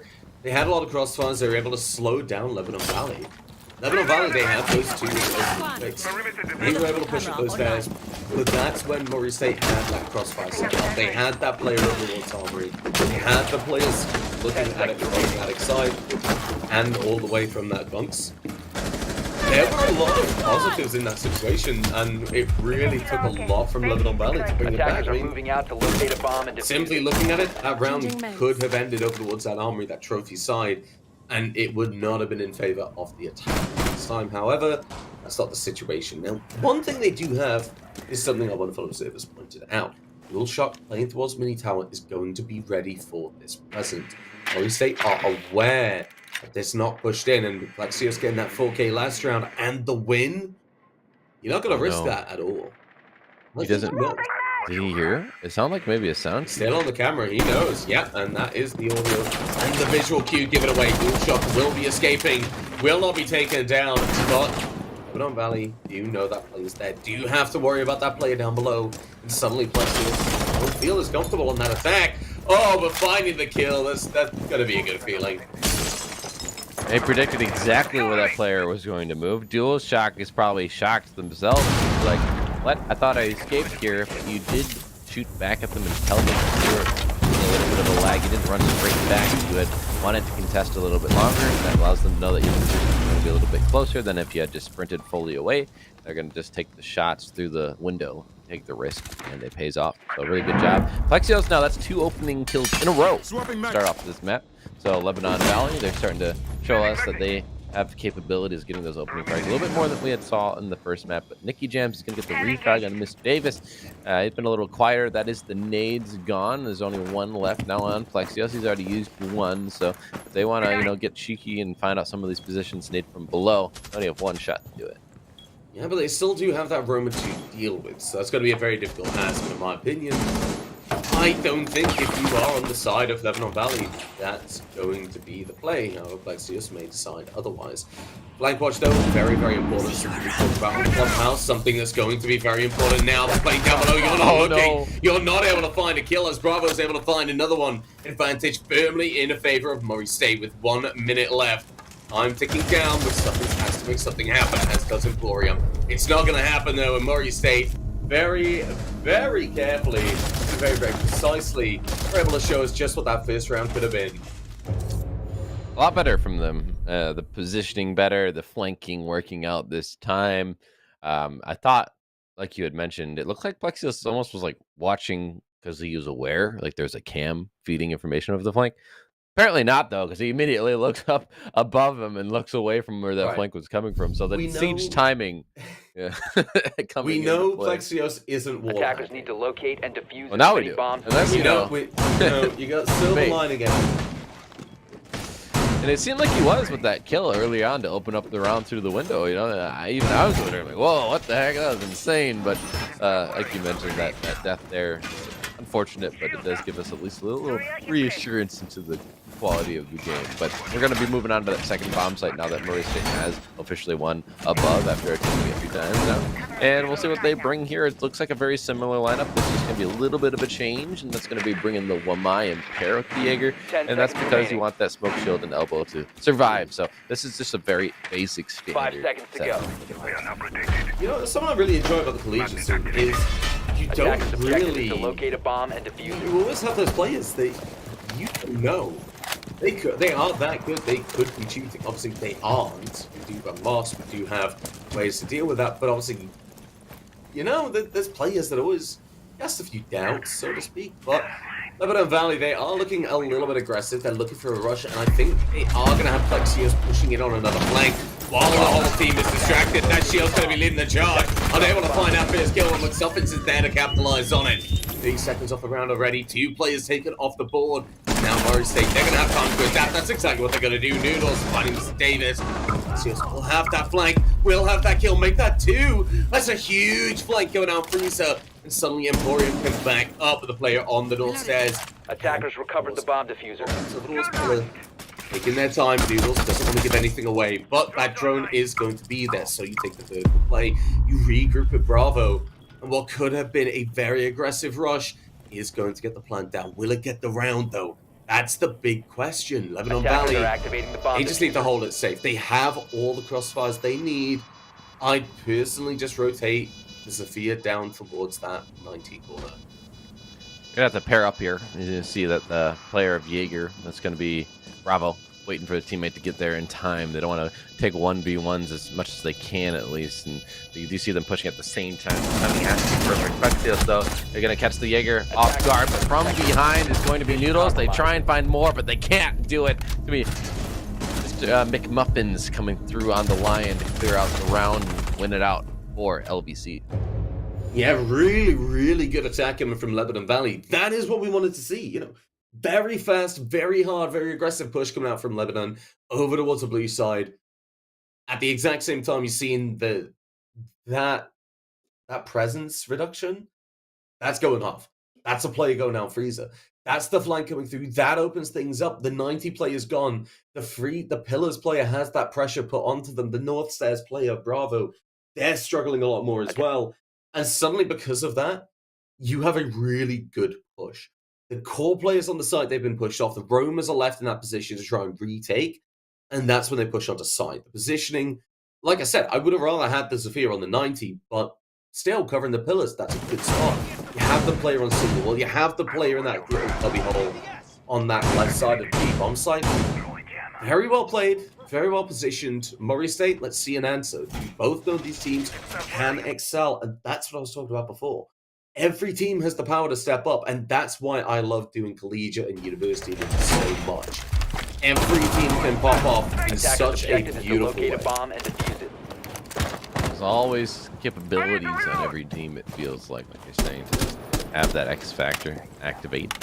So far, it's been Plexios, though, on the side of LVC. We had seen them pop off last round, and that was only continuing the damage that they've already been able to do. They've secured opening kills in the first 2 rounds, and then last round, they get that backstab, the double, quickly to turn the tide of the round. Come at an advantage now, 2-1. They are looking a lot better here on the attack organ compared to their previous map, Clubhouse. But yeah, this is their map choice, so it's just it's what you'd want your map choice to look a little bit more prepared here. Noodles gonna be playing down below, and they could get droned out here, so that position could be given away if this drone is timed properly. But if not, they have that backstab that Plexios has been able to capitalize on a couple times, and well, I think the drone work does come through and give away that position. So Exporium gonna be playing and waiting, and just trying to figure out how they want to coordinate a push with the teammates to try and figure out what to do about these players. And well, there's going to be the opening kill on to one of the most deadly positions of Shield and Elbow.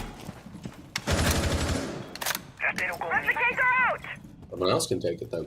And they can just hold that position. They can just retake 90, and while you have one less player, that Flores drone will come through and it will take out the ADSs. Suddenly, like you say, was a deadly position to be in. This got made a whole lot worse. Noodles, though, going to find 1 kill before being traded out. At least get something for your troubles. But you look at how many people have died there. That's 2 on the defense, 1 on the attack. 1 player defect is going to have a lot of troubles when it comes to covering these angles. Pushing through, Nicky Jam, in that crossfire will be taken off. And yet again, 2 versus 4. Push through 90 is being covered, but the attackers have a lot more avenues onto the side. They can start aggressing, they can start ramping up the aggression. But with a minute left, information on the board, utility in pocket. Why waste a thing? Bravo, though, is going to be taking away McStuffin's head and backing up just a little bit. Take everything you can get, even if it is just that 1 pick, Wes.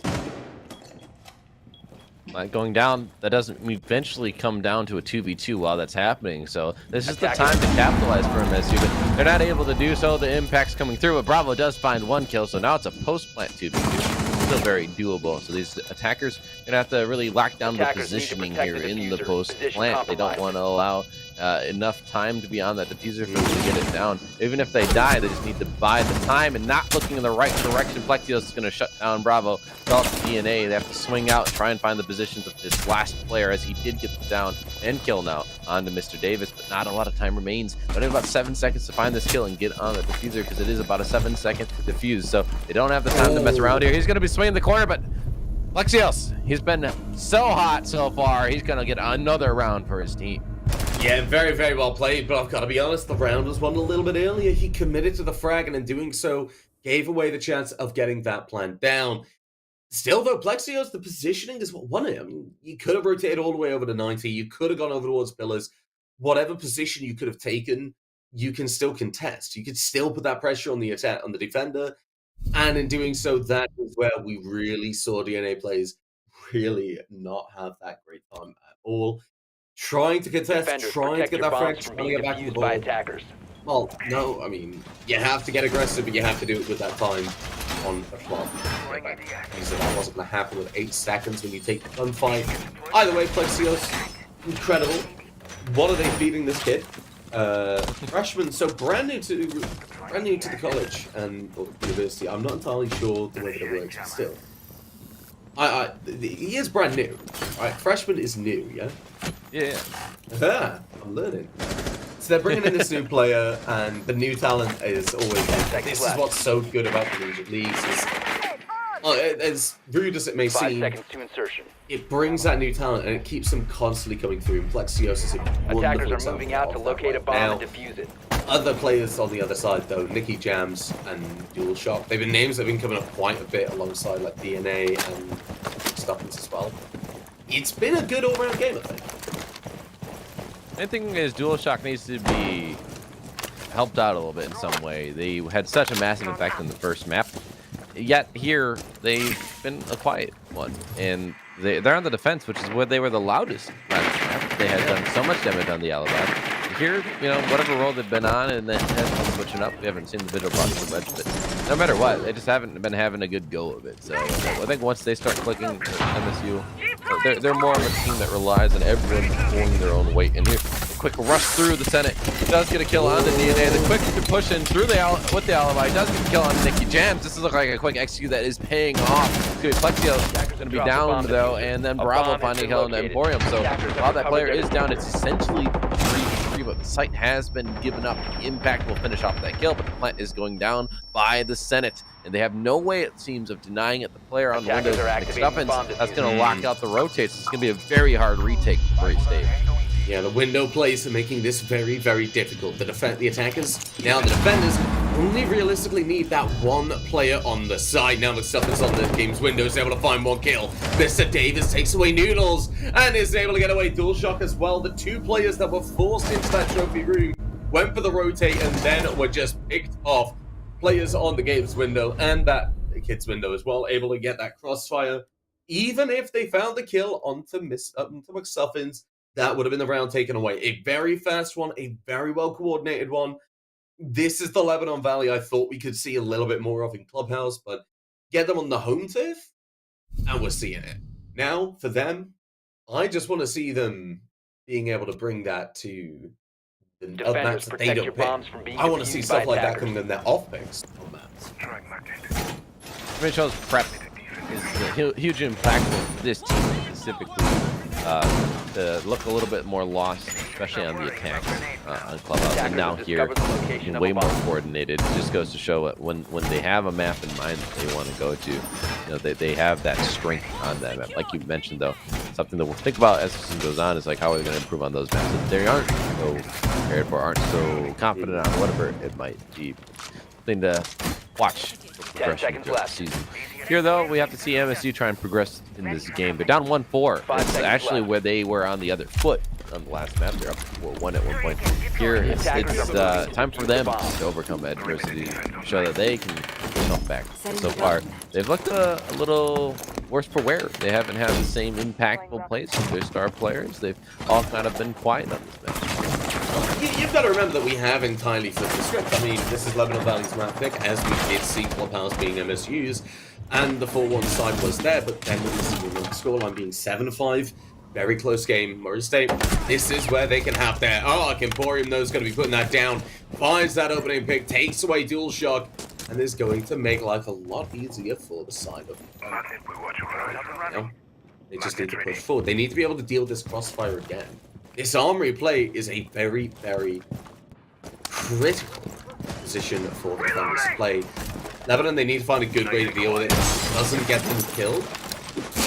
And I think that's the magic part. Now, the EMP being used for the first time that we've seen on screen, and probably not in the way we expected. The trade will go through, however, and that will make life even easier for the side of Lebanon. They still have that armory player, but when you look towards the site, that's more a detriment than a good thing. Attackers What's really have hard recovered about their that pick is it's on to Nicky Jams, who has the only C4. So now you have to rely, if you're going to use explosive plays, on impacts to try and deny a plant once they get the wall up and start pushing through. Attackers Now, the drop other the thing is, diffuser. it's coming with so much time still left for these attackers. The drone work's going to take away that position of the player in the trophy, and the nade could come through and take them out. They're going to look like they're getting away from it and still playing around, so they're going to be really aggressive. Bravo swinging out, does get one, but Mr. Davis is there to trade it back. See Noodles going for the flank here. He might see the peep, and he does indeed see it. He'll get that kill and even things back up. That's Plexios, the man, the myth, the legend that we've been talking about. He's actually going to be dead here, though, in this round. Attackers So it's recovered the 2v2, bomb diffuser. and Emporium is in a really tricky position. This is a hard place to escape from. If he moves too much, he'll give his own feet away here. He's going to try and nade, do something to this player to distract them, but they're going to be able to see that and give the call that their teammate. Doesn't matter. Emporium, whether they knew the call or not, he gets the kill, and it is all going to be up to Noodles now in the 1v2. The plant's going to go down, so it'll be a post-plant situation for them to have to clutch out. Very, very difficult situation for Emporium to find himself in. Like you say, you have to decide. You can overwhelm that player on site, or you can keep that Roma in check while they went for the push onto site, and now Noodles in that 2 versus 1. The crossfire can be made. Yet again, we have that flank watch over towards games, but Noodles is already up on site. He's already up in attic. He knows roughly. He's got a good idea, but that's going to be Emporium looking to close things down. We'll find a kill. We'll find another round for the side of Lebanon State Valley. Looking pretty good. I do want to say, though, Murray State, that was a good defense. It's just as soon as they lost that player over towards that trophy side, then Bravo was cut off. That's when you could see they start to feel a bit uncomfortable. They weren't happy in the positions they were playing. That's when the rotate started to come through. Beautiful play coming through from Noodles. However, like we say, it was a little bit too little too late. They found that first kill from Maverick, but then suddenly they know exactly there's one player on site, there's one player off site. Okay, we can overpower this one player and we can isolate them. It's some very good situation for Lebanon to find themselves in, so they dealt with it very, very well. Tale of the take for me that we haven't actually addressed too much, but that I've been thinking about, is that Lebanon Valley, when it comes to opening picks, I don't know if it was every round, but if it wasn't every single round, it was like 5 out of the 6 rounds that we've seen. They have been really good about getting that opening pick onto Murray State. And Murray State then have been in the 4v5 situation pretty much every round. Really has been impactful, because now what do? They're missing a player who could have been the flank. They're missing a player who could have been the primary watcher of the breach. They're missing a player who could add a C4 like we saw last round. Whatever it might be, it's clearly had an impact on them because they were not able to win many rounds on their defense on a map that is typically considered a little defender-sided. Not massively, but enough so that going 1-5 on your defense seems like, things aren't going according to plan. And now what do you have to do? You have to start swinging and swinging it back on your attack here. This is not their map choice, so you're going to need to show us some really good coordination. Yeah, but the change of momentum might be there for the side of Murray State, though. They might be looking at this and saying, well, okay, let's get that opening pick. I'm out. This attack might reload. be the change that they need. Okay, well, we're not playing defense. Plexios isn't going to be causing those problems anymore, especially after you take them off the board that quickly. This could be a real change of momentum for them, but we have to earn it. That's the big thing. So far, they have done with that pick, but they still have a lot of obstacles to clear. The utility over towards Games Wall, possible players over towards Attic. They have the lines of sight, so Mr. Davis could be a massive problem, especially with grenades on the board. The sun becomes pretty much a shooting range for them, and we'll be taking a couple of chances here. Doesn't land anything too significant or anything at all. But now the attackers know that they are there. Mr. Davis holding his position is presenting a very formidable challenge. Will do a little bit of damage now, but yet again, too significant. Half the round going, though. The big damage being done to the timer, not to the attackers. Yeah, just give him a little shoulder pat there, doing a little bit of damage, but it's not a bunch. And here's the swing out that he could have to get the impactful kill. Bravo is in a precarious position here. It's not like the safest thing to do. They don't have all the time in the world, but they have enough. But McStuffins does get a kill on the dual shock. Now that's Yayana dead. That's some nades gone. That's the Gemini clones also off the board. So they're going to have to rely purely on the drones. And they do have a few of those still in Poggy, so that's not like the end of the world. But it's just going to be more time that they're going to have to burn trying to find this information. Where are these defenders playing? Because we don't want to run in haphazardly, not know their positions, get taken out. Drone work is going to get shut down as well. So they don't have a lot of coordination as far as other areas of the map. NECC is the only other area really where they're going to be able to do any damage, and McStuffins is just doing more work. To jump in is going to be unwise, gets shut down by the shotgun. In the meantime, Noodles does find, I believe, Mr. Davis. No, not Mr. Davis, a different player. But that means Mr. Davis is still in active. So this is not looking good for the attacks with DNA. He's trying to bring it back for them. 2v2 now, pushing in, trying to get the plant down. He has to have the coverage between these two players. One's in the kids, one is in the attic. He has fought enough time. Now it's all a matter of the post-plant position. Yeah, very well played. He was able to cover that one line of sight. Had to cover the kids. Emporium's going to go on the hunt, though. Finds that head. And now in that 1 versus 1, has to go for the roof and get that second player. You know where DNA players is. You know where the diffuser is. But the big problem for you right now is that lack of support. You cannot play that defuse without the cover of a teammate. Emporium and Mr. Davis, they're going to play a refrag game. They're going to go in. Emporium gets down, but Mr. Davis is there to clear it. 12 seconds left on the time. It's going to be enough, but just by a hair. And Lebanon Valley, they're going to push us through to match point. Not series point, match point. They can push us to Chalet. Defender mission successful.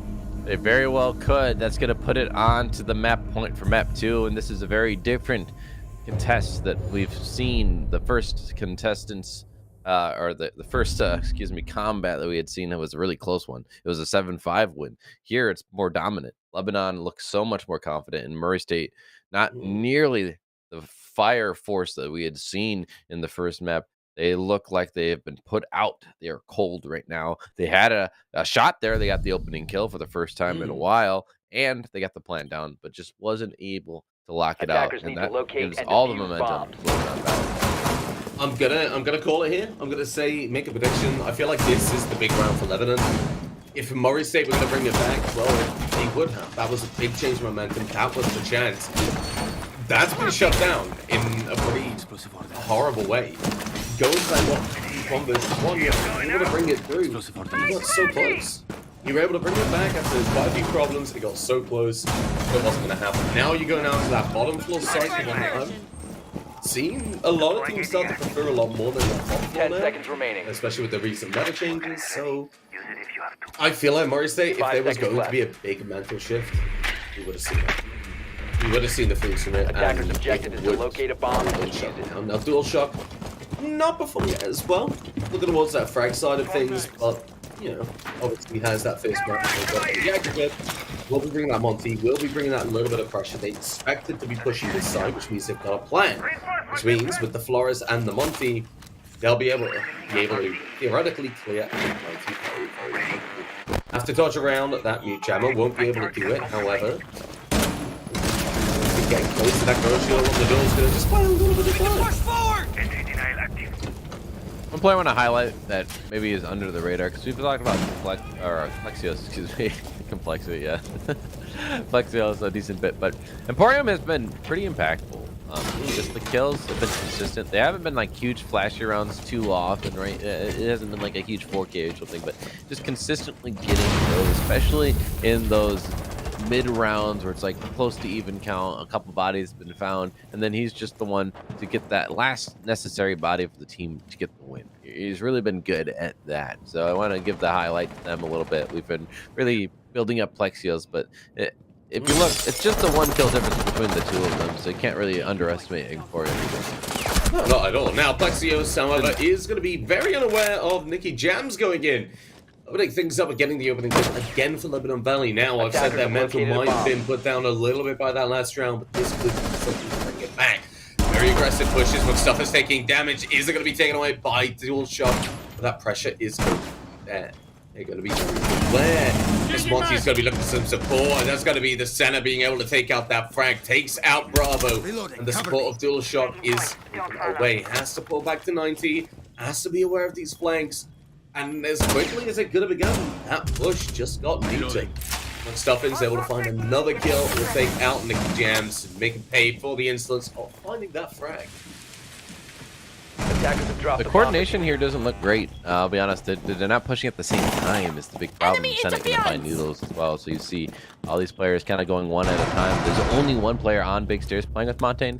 Speaking of which, Dual Shot going to get the kill on the Senate, so they're trying their best here on the Montaigne. But Mm. in a 2v3 with the Montaigne, it's going to be pretty hard. It's going to be really relying on DNA to do some work, or maybe even the Montaigne's not who you'd expect, but they can certainly do so. DNA, though, getting that kill into Emporium, that evens things back up. I'm out. Now you have the 2v2 with the Montaigne human drone doing some work, and actually gets the down on the McStuffins. Oh my word, they're going to make maybe this happen. It's a 2v4 now brought to essentially a 2v1 with the down onto McStuffins. It's all going to be up to Mr. Davis. He's had some pretty impactful moments, but here he's getting distracted by the Montaigne. He's going to pull out the C4. He's going to make the Montaigne drop the shield, and he actually launches it out. He wins the map. It's the shotgun in hand.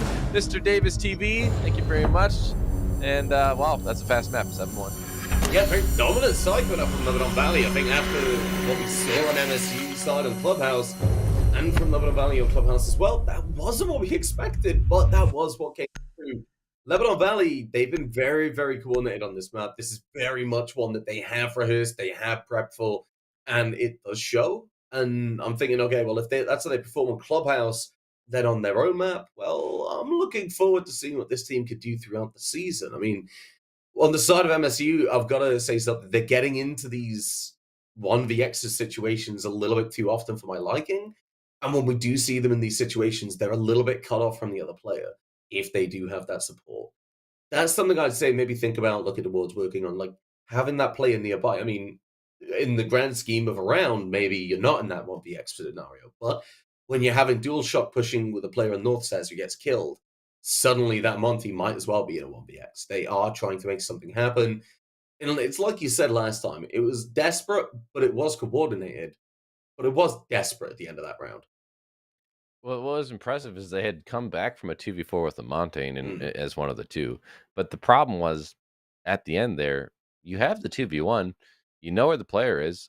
Why are you dropping your shield when your teammate's not there with you, right? It's like you said, it's just those things of coordinating and not taking the 1v1s all alone. And that what happens. Shotgun comes out, bam, bam. It's the round done, it's the map done. Yeah. But you know, that's it for us too. For now, we'll be back in just a moment. We do have a short break. We'll be right back with Chalet.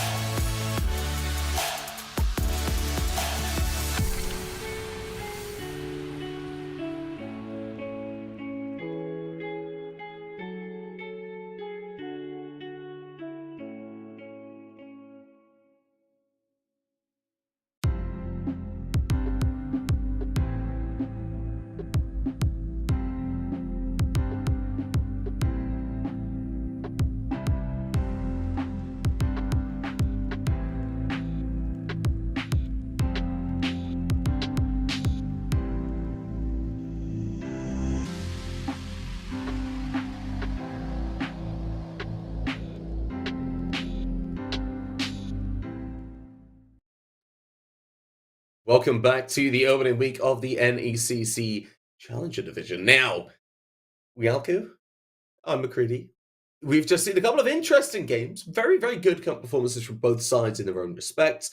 A lot of things to take forward from, but we've just seen Lebanon Valley. They've taken a very strong hold on Oregon and looking towards our next map, Chalet. Do they have the momentum to keep that going? This isn't the map they specifically picked, so they've had a really good performance on their picked map. The question is, does that translate to a map neither them or MSU picked? That's really the question, right? Because the map that they did not choose, that their opponent chose, it's not like they played awfully. It was a 7-5, so clearly it was close. But it didn't look nearly the same. Is the main thing. We're comparing the two maps. They looked way more coordinated in the second map that they had chose. So, like you're saying, are they prepared for Chalet? Are they going to show us the same coordination that we had seen? They had been dominant on their attacks. I think Chalet does play to the attack side a little bit more.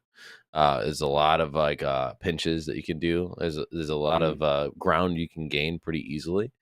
So the defenders have to play around that a little bit more. They have to do a lot more retakes, a lot more roaming and flanking. So that'll be more on the back of the other side. I don't actually even know what side they have chosen to start on, because LVC, because they did win so much more dominantly on the map that they had won, they do get to choose which side. So I guess it depends on which side they want to start on. But the big thing for me then is going to be MSU. You know, they had shown first map, they were very capable. They had pretty good rounds. It was close, but they did win.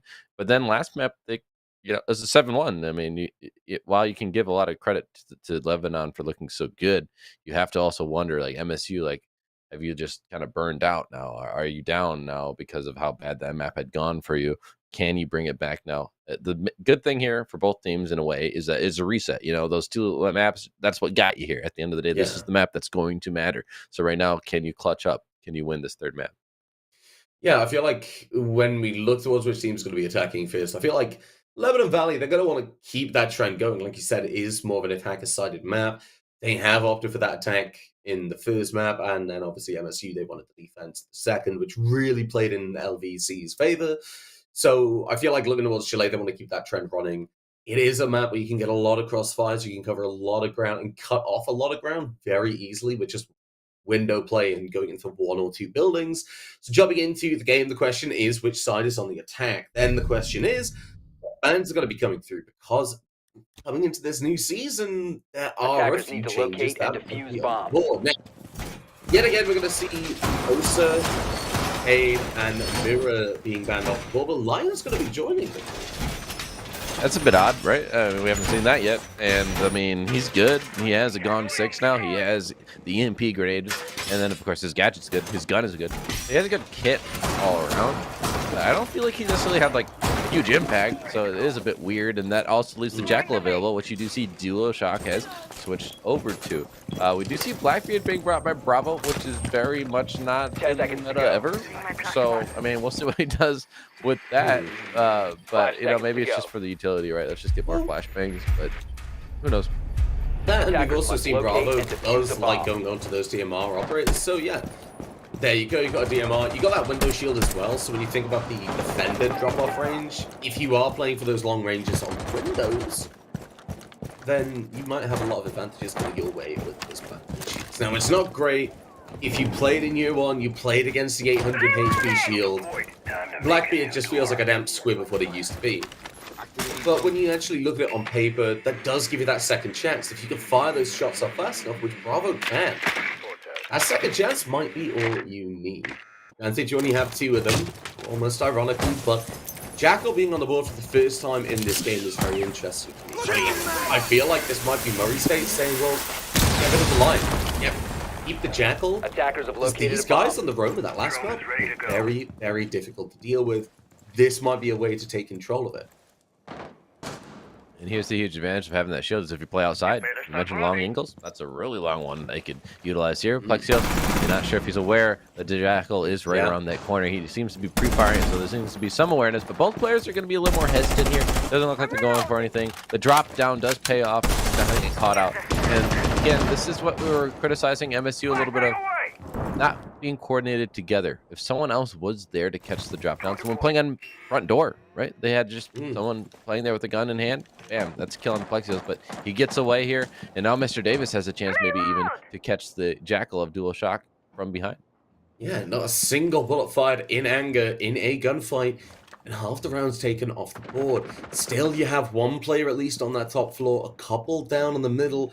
No real attention being paid to the bottom. Now, Mr. Davis will be able to open things up. Takes off the Jackal, gives Plexios and themselves a lot of room to work with, but they know the players are there. Plexios able to find Nicky Jams. That's going to make life hard for the side of MSU, or MSG, sorry.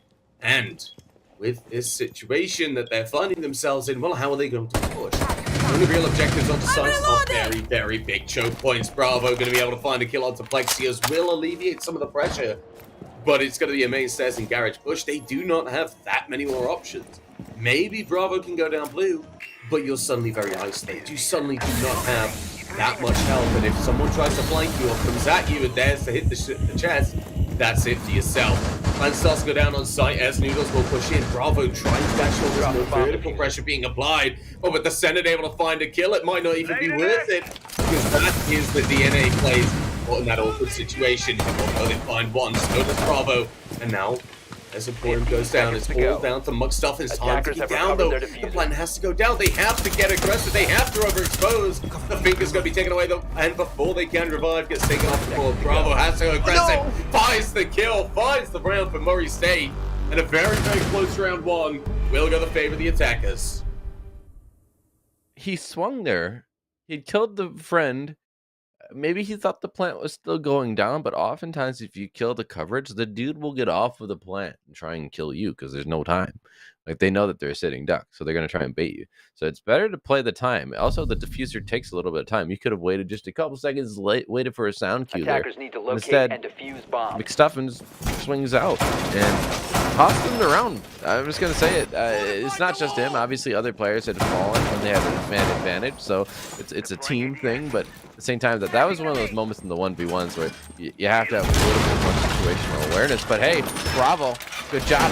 3 kills with that DMR. They are able to just know the situation. They know that if they try and plant there, they're going to die, so they go for the kill, and it pays off. Yeah, well, I mean, it worked out very, very well. We questioned the Blackbeard, but ultimately, well, it worked out. But yet again, we're seeing Murray State coming into a couple of these 1v2 or 2v2 situations I'm not a big fan of. On this map, they didn't have that many. That's where they were able to pick up most of their rounds. That's where they were able to have such a dominating performance. So it's a bit of a red flag that I'm seeing this already. But it is round 1. So, I'm ready to give them a little bit of a benefit of the doubt. Always room for change when it's so early in a map, teams could be trying different things as well. You never know if they're gonna try something, and then if it doesn't work, go back to it the standard. Just like sites, sometimes you see a weird site being thrown in because they want to try it out. So McStuffins though gonna be on the roam game here on the Jaeger and pair with, I believe, Plexios, who's been opting to use that alibi pretty much every round of defense, and they've been good with it, so don't misunderstand and criticizing, but that has been what they've been just playing pretty much consistently throughout, and we continue to see them doing so. Now, this is an extension all over the map, so these attackers are going to have to figure out, do they want to take the time to hunt them down, or are they just going to ignore it, kind of like what they did last time, just push in through the main breach and just go for a plant standardly and wait for those players to come to you. And that looks to be the plan so far. I don't see anyone really going up here trying to clear them out. Yeah, I mean, I think on the side of Murray State, you want to go for structured attacks. It's something we spoke about on Clubhouse. You've got to have that kind of plan of, you've got to go and clear these set positions. Because this is where they're going to be playing. Library, it's position defenders love to play, especially if you've got the MX Storm in that situation of towards Panel Hallway. Just look at that. That's waiting. That's beautiful. You can go for a push to the balcony, or you can drop down the 2 stairs. You are not getting onto site if they have control of this position. Now, DNA Plays is going to be able to find that opening pick. Will take out McStuffins. Really good opening. Definitely going to put the defenders a little bit on edge, get them moving, which it has with Plexios. So now Plexios has to move around, has to be careful, has to put themselves in range of the window, which is just open. And now the plan already is starting to go down. Mr. Davis is able to get a refrag, but how the hell are they going to deal with this? The plan still goes. There's 45 seconds on the clock, and the defense turns to attack. This is where Murray State have seen most of their success, is playing on this defense. And now Crossfire. Hold these angles. Maybe have a player above. But most importantly, stay alive. The longer you stay alive, the harder it is for the side of Lebanon Valley. Jam's going to take out one, dual shock another. It's all falling away from Lebanon. They're not in a great position. Bravo finding another. Noodles finishing off the round. Just 1, 2, 3, 4. They just hold out at right angles, and that's the hard part. When you let a plant go down like that, you saw that they were inside to the right. The player in blue, it looked like might have actually swung out there. And Bravo on that Blackbeard, just want to highlight a moment I saw there, was not looking at blue. They're actually looking at the breach, ready to leave before the plant was actually officially done.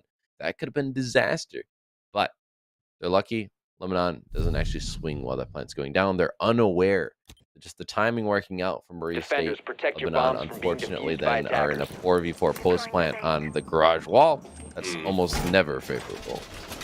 Yeah, because realistically, when it comes to options, you're either peeking blue or the main stairs, or you're going up that window, and a lot of it gives a lot of time for the defenders, the attackers in this situation. Playing outside to react, they're able to say, well, there's a player here, you hold this, I'll hold blue, you hold main stairs. We're laughing. You know, have one person cover connected, you know. It's a very difficult situation to find yourself in as a defender, and it's a really good one as an attacker. That was very well done. They had a lot of pressure upstairs. They were able to put these players into different situations. Like Lexios in that library, we focused on them struggling quite a bit with this pressure. And all the meantime, Murray State, they were able to get the plant down on site. Lebanon Valley, they weren't able to land those smoke grenades exactly where they were needed. So very nice confusion tactic by having the two players push in. Ultimately, though, library and games room. I feel like this is one of the big defensive sites, and I feel like Lebanon did kind of holding back a little bit before coming here. So this is where I expect to see exactly. I'm a fan of this bomb site. I didn't, for one, you know, most casters, I actually haven't asked you before, but most don't like going to the same bomb site place. If you lose it, if you go there again, most people say you should just go to another thing. But they went there twice, and they had lost 2 times on the basement. So not a fan of that, but also just not a fan of the basement on this map, if I'm being 100% honest. It's okay. But I think this bomb site is actually better. So I'm happy to see the change up. I'm happy to see this bomb site specifically. Noodles on the knock could play, you know, devil's advocate here on this roam. Give him something to question. But you notice DualShock is back on that Montaigne. And, you know, that was a huge piece of information. They did lose that round in the last round of the last map. We had highlighted before with the team before that was a close clutch out from them. But still, the Montaigne did a really good job. So I'm expecting him to do a lot more of the same here. Yeah, I do expect to see some of that, especially with the support of the team like Bravo in this situation, because they're able to pick up Lexios. They're able to find that. Now, DualShock will be going in, will be caught in a frost mat, and will not be able to get Finker revived, which is a huge play. There isn't a Finker play, but you've got one player jumps inside library, the other's going to go and get the revive, but the C4 from Emporium closes it down, but Stuff is able to get a second to compound that. Suddenly things might turn around. Noodles comes up from the basement, able to find that pick, and cuts off that player over towards CEO. However, playing down this downstairs, Senate's going to be able to find DualShock. It's all down to Noodles. Very difficult situation. What a play over towards library. Changed the entire dynamic of the round, and now Noodles, yet again, putting Murray State in that. Starts to push through the crossfires there. Emporium, very well played. We'll be closing out that round with a kill. We got 3, I believe. And first round, Lebanon Valley. So good job from them. That defense does work out. I will say, a bit scuffed from Murray State to not think about frost mats on that site, on Chalet, like the iconic site that we have seen in most recent times when it comes to frost mats. Always have them on the windows in library, and then maybe you have another one on K9 or in Mudroom, depending where you want that last one to be. But you had to have been prepared for that, you think. That's 2 frost mats in the same round, a C4 from below while you're trying to help them up. That just was playing great into Lebanon Valley's hands. They're probably pretty happy about that round, but they are going to go back to the bomb site that they have now lost times already. So this is where things get questionable. Have they made the adjustments now to fix the errors of those few rounds? Now, you asked me earlier, and I'm going to answer it now. I'm personally of the belief of, right, you lose a site twice, you change that site. If you win a round, you might be tempted to go back. Try that third site. If if you win that third site, then you'll 5 be able to seconds go to back, insertion. and if you lose it, you'll be able to go back to that basement anyway. I feel like getting Attackers are that moving early out to round locate a advantage bomb is just a and defuse little it. bit better going back to that bottom floor. I mean, Level Up Valley, they clearly have something that they want to make work, but there are a couple of fundamental issues. This roam clear has been very decisive. It's been very distracting for the defenders. I mean, we complimented the roaming in that first round. We said, well, there wasn't much being done for the time being wasted, but in actuality, the plant's gone down both times that they were on that site. That's a big, big thing for me. When that plant goes down, when they're on that site, and when these crossfires are put in place, well, you know, they're doing something right now. The push comes through. DualShock's able to find the kill. Plexio's a little bit eager now. DualShock has to be very, very careful. There is another roamer. Bomb located by attackers. Away. Now that Inox will pick up the footsteps, and DualShock realizes there's a player nearby. Scan comes through, and the wallbang potential is absolutely huge. Mr. Davis should just fall off here, but no, they're gonna go peek the door.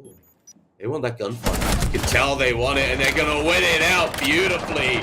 DualShock taking off the board, everything decked down to that 4 versus 4. Another attacking player brought upstairs. But what's happening down on site? We've been in this situation before, Wes, and Murray State were able to take control of it both times, and that is a very interesting Maverick trick onto the wall.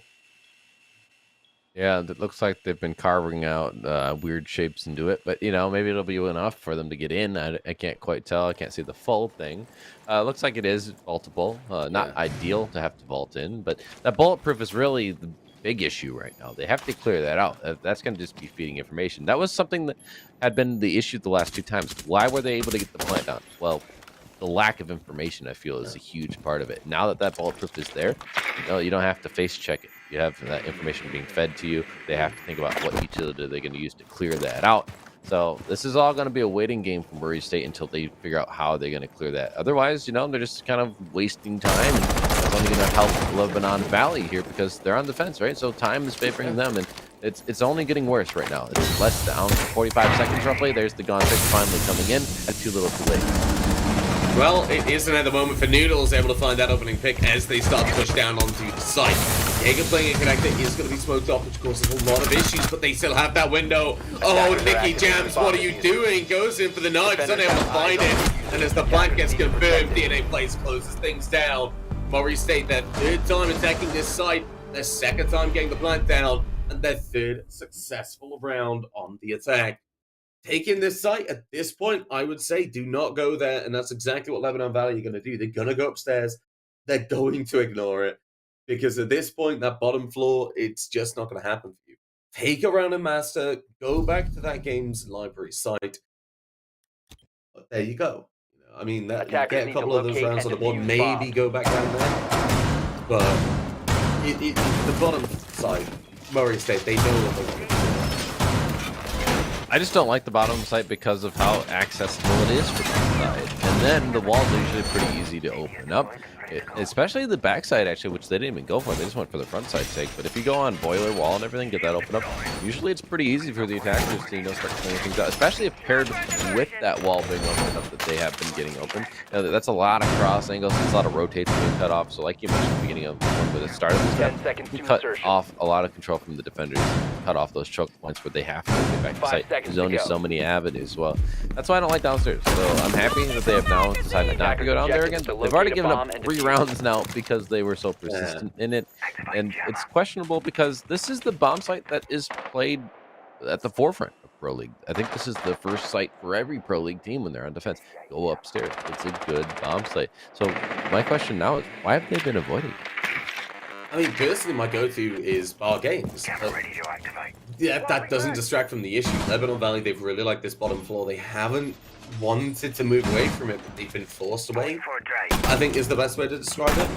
I feel like this is going to play into their strengths a lot more. They're able to have this roaming presence. They're able to have these players putting this pressure on, and if these roamers don't get dealt with, then there can be no plan. There can be no push. Which is something Murray State have been able to take advantage of in the last couple of rounds. Rotates will come through. That library presence will be noted and will be trying to be dealt with, but, well, if you're going to push library, you need to have that player over towards the balcony. Now, Murray State, they've gone for the interesting choice of putting all their players over towards balcony, bar one. maybe we might just see somebody trying to get a little bit sneaky beaky. The main problem with Murray so far that I've seen, they're doing really well. I like to be a little critical of like where they could improve. That's just the way I am. And one thing I think they could certainly improve on is like how they decide to push things has not been like very diverse. They go for like really straight attacks.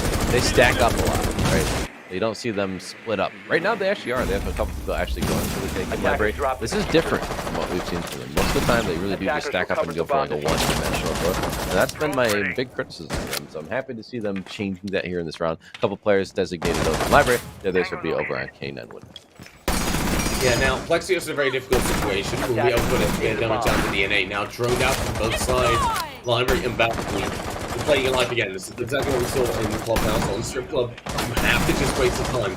Save that ammo. Mr. Davis is there to help, but Bravo's coming down below. The red pings come through and that vertical pressure. Multi-pronged attack, that's what we wanted to see regularly. It will bear some fruit, and DNA plays opens things up. Another frag coming through for the attacking side. Now, 45 seconds left. Presence over towards that master bedroom hasn't been touched just yet. Now that won't save to get you can open. You have to use that smoke grenade, Emporium. You have to pull back. You have to be very, very careful. Murray State here, they're looking in a very good position for attack. If he comes through, they can start to jump to that piano window. Emporium's holding, waiting. So the Flores drone is going to lead the charge. Looks Stuffins just to help out. The blind starts to go down. The cover's in position from piano window and from balcony. It's going to be an absolute bloodfest if you try and push up. Stuffins are finding your shots to get it. Seconds left. That plan has to go down. It has to happen. But Flores jumping in, falls to Nicky Jams. The plan starts to go down again. And that's going to be the defenders cleaning up with Stuffins at the center. Oh, the flank. The time to get out. Murray State just weren't paying attention to their belief. And while we did see the Senate, I believe, over there on the flank on the mute get the kills, the real hero there was the smoke player. I think it was Emporium. I could be wrong about that. But they're the one who was throwing those smoke babes at the end, making it so they could not plant. And, that's what's really important there. They played their life, and they're also able to play patiently on that piano area. So while the opening kills were all in the favor of Murray, they get the 2 opening picks. They hold firm on Lebanon Valley's side, and that's why upstairs is strong. You can get realistic flanks like that, but also if you buy enough time like we did see them do, well then if you have the right utility, you just win the round on time. I do feel like that is the key of what we've seen coming out from the side of Lebanon Valley.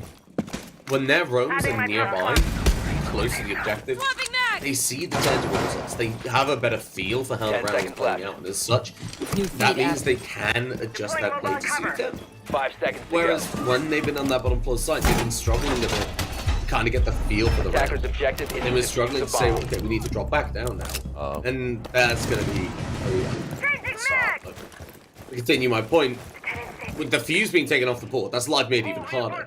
But these players, they can adapt so much more closely and more sort of better when they're playing the ball as opposed to sight.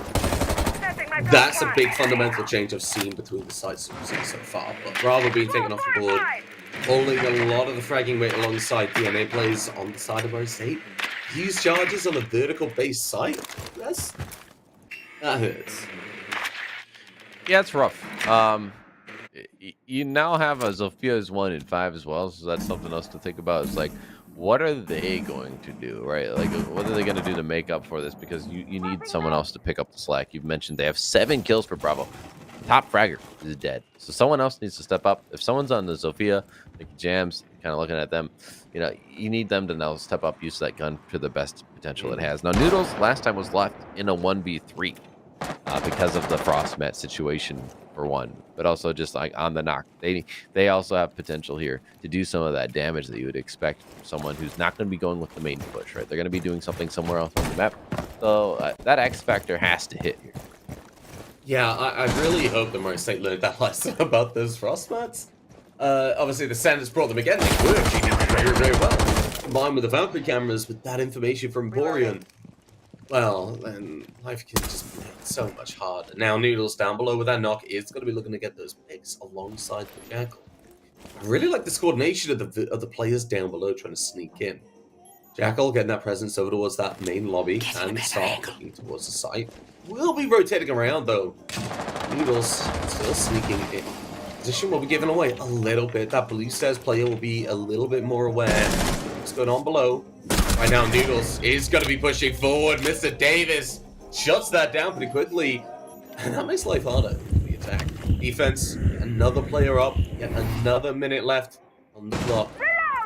Down with Mickey Jams, like you said, Wes has to find something here. You're going to have to get that blue stairs player.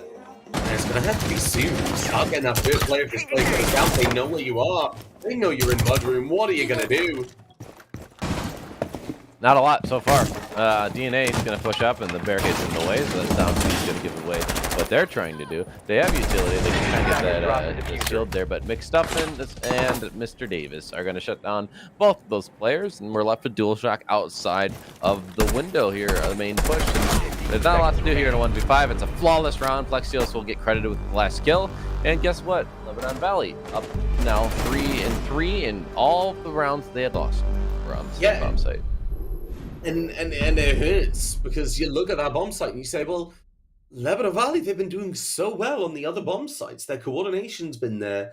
Their flank watch has been there. Their flanking in general has been incredible coming through on some of these rounds. But they just wanted to hammer home that basement, and that's what was tripping them up. And their roamers, they weren't as closely knit towards Defenders, the site. protect your bombs from being defused by attackers. It really felt like a struggle to see Lebanon take that bottom floor site, which is why it hurts to see them do so well. They go to the other sides, they do well, and you think if we just stick to those three from now on, it's fine. But for now, though, they are going to have an entirely different issue because Murray State on the defense now are not going to that bottom floor site. They're going to be heading up to that master bedroom, and I feel like they're going to take this in a very, very one-dimensional way. Not to be I feel like that's the best way for them. Their attacks have been very one-dimensional, as you said. 10 seconds left. When they've expanded it a little bit, they've started to improve a bit more, but I feel for their defense, before insertion. this is the best way they can play. Maybe hang one player back or two, Attackers must locate but just focus on what Lebanon Valley's doing. Try and catch them head on, stunt the momentum. It's going on to the attack. This is where it ran away on Oregon. One thing to keep in mind too is if they have a roamer, the main thing that we've criticized them for on MSU's side is that they don't play buddy up a lot of the time. It's a solo 1v1. And with the Dokkaebi being brought, that's a lot of information. You do not have mute jammers to deny that information being rang through. You have to manually turn off the phones. So if you have a player out and about like Bravo here and they're alone and they're getting that phone call on them, that's going to be, I think, an advantage for Lebanon in the gunfight at the very least. And I'm not going to say it's a freebie, but it'll certainly be a hard fight to win on the side of Murray State. Some information being gleamed here with the drone work, but looks like Lebanon are still fully deciding what they want to do, but it is actually looking like a solar pit there, actually going for the front side. And so Nicky Jam's taking some damage. The nade from below is kind of connecting from the wrong position. He almost runs into it, but he's pretty lucky on the timing there. Noodles, though, he's going to make sure he's unlucky with the timing. We'll be pushing up West Main and following that pick. Takes away the slide, but the nades have gone out already. Plexios able to find a refrag, not onto the player of Noodles. Bravo got down. Revive now, yes, but there's no Thunderbird on the board, or not. Means that HP is going to be down, and that's going to be a deposit later. Cash out at some point. A very difficult part of pushing these windows isn't going to be happening thanks to DualShock. Takes Plexios off the board, keeps that player advantage, and DNA compounds it yet again. Now, the very difficult position, you got to jump in these windows, and if your name is McStuffins, you got to do it with a DMR. You can smoke things out, you've got that SMG in bucket, you know that player's holding you. Now, though, that player looks away. Opportunity is on the board. The C4 playing down below is going to make life a lot harder. There's a wide range of problems for the attack when they do come to this execute. They don't have the diffuser yet. Myriad of problems here for Lebanon. I'm wondering if they know on the defense if that diffuser is down. That's what I'm really curious about. The hole being made has now been used against them to glean some information. They have recovered it, but then instantly shut down by DNA, and the phone call comes through as a last-ditch effort to try and jump in, but it is not going to get inside the building. DualShock is just having such a massive round here to let MSU start on the right foot on the defense and get the first round. Well, really big credit over towards the side of MSU. I was very happy with seeing that bathroom. They had that wall open up. They had that crossfire onto the bedroom door. it meant that DualShock wasn't over-aggressing so much. Even if there was another player on the board, there was that cover. So they could go and peek towards that Habana breach on the wall because that cover for the door was there. You could see at least the movement. You could call at least the Attackers need player to trying to peek. locate and defuse bombs. Ultimately, those windows are a big, big problem. Finding that opening pick from those that was huge, though. Being able to take the Emporium off the board so quickly with that sledgehammer, with those frag grenades, with that presence Emporium's been bringing. Like you say, Bomb been doing a located by lot of work attackers. for the side of Lebanon Valley. Last game we talked about Plexio. This game we talked about Emporium. Taking off the board so quickly, big, big hit for the side of Lebanon and Mary State. Gotta be happy to have it. Now we get to see, though, is it the bomb 10 site? seconds remaining. Because MSU are going to go down to that basement and see if they can have better luck. Because 0 and 3 on the other side, you know, if you're looking at that and thinking if that Attackers was are the heading same out for to both defuse teams, a bomb. this is not a good Attackers choice. have dropped the bomb you know, diffuser. it's a different team. It's a different hold. So perhaps they have a different solution. And if you do see that, a huge difference is they've stacked up down here. They're not roaming very heavy. The huge problem with Lebanon on this defense was they were having roamers who had no impact on the round. They were not near the bomb site, like they said. So, you know, they can get this wall up. They can go for a quick execution here. Yes, the main problem, though, is these roamers don't seem to be too far away. That is a really good bandit trick coming out from Noodles. Gets rid of one of the exothermic charges, and here might be the second. And he knows that he can keep picking these up and putting them down, picking them down.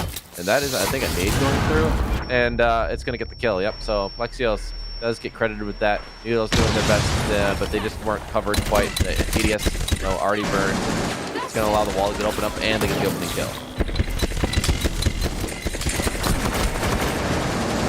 Shots ringing out, and with the sense here, Thorium's going to get a kill on the DNA. Bravo's trying to bring it back, but it is all Lebanon Valley so far. Plexios finding Nicky Jams that Glaz is going to do a lot of work. Attackers So activated. 4v2 post-plant situation now. There's a lot of work for Bravo and DualShock to do, and it isn't looking very great for them.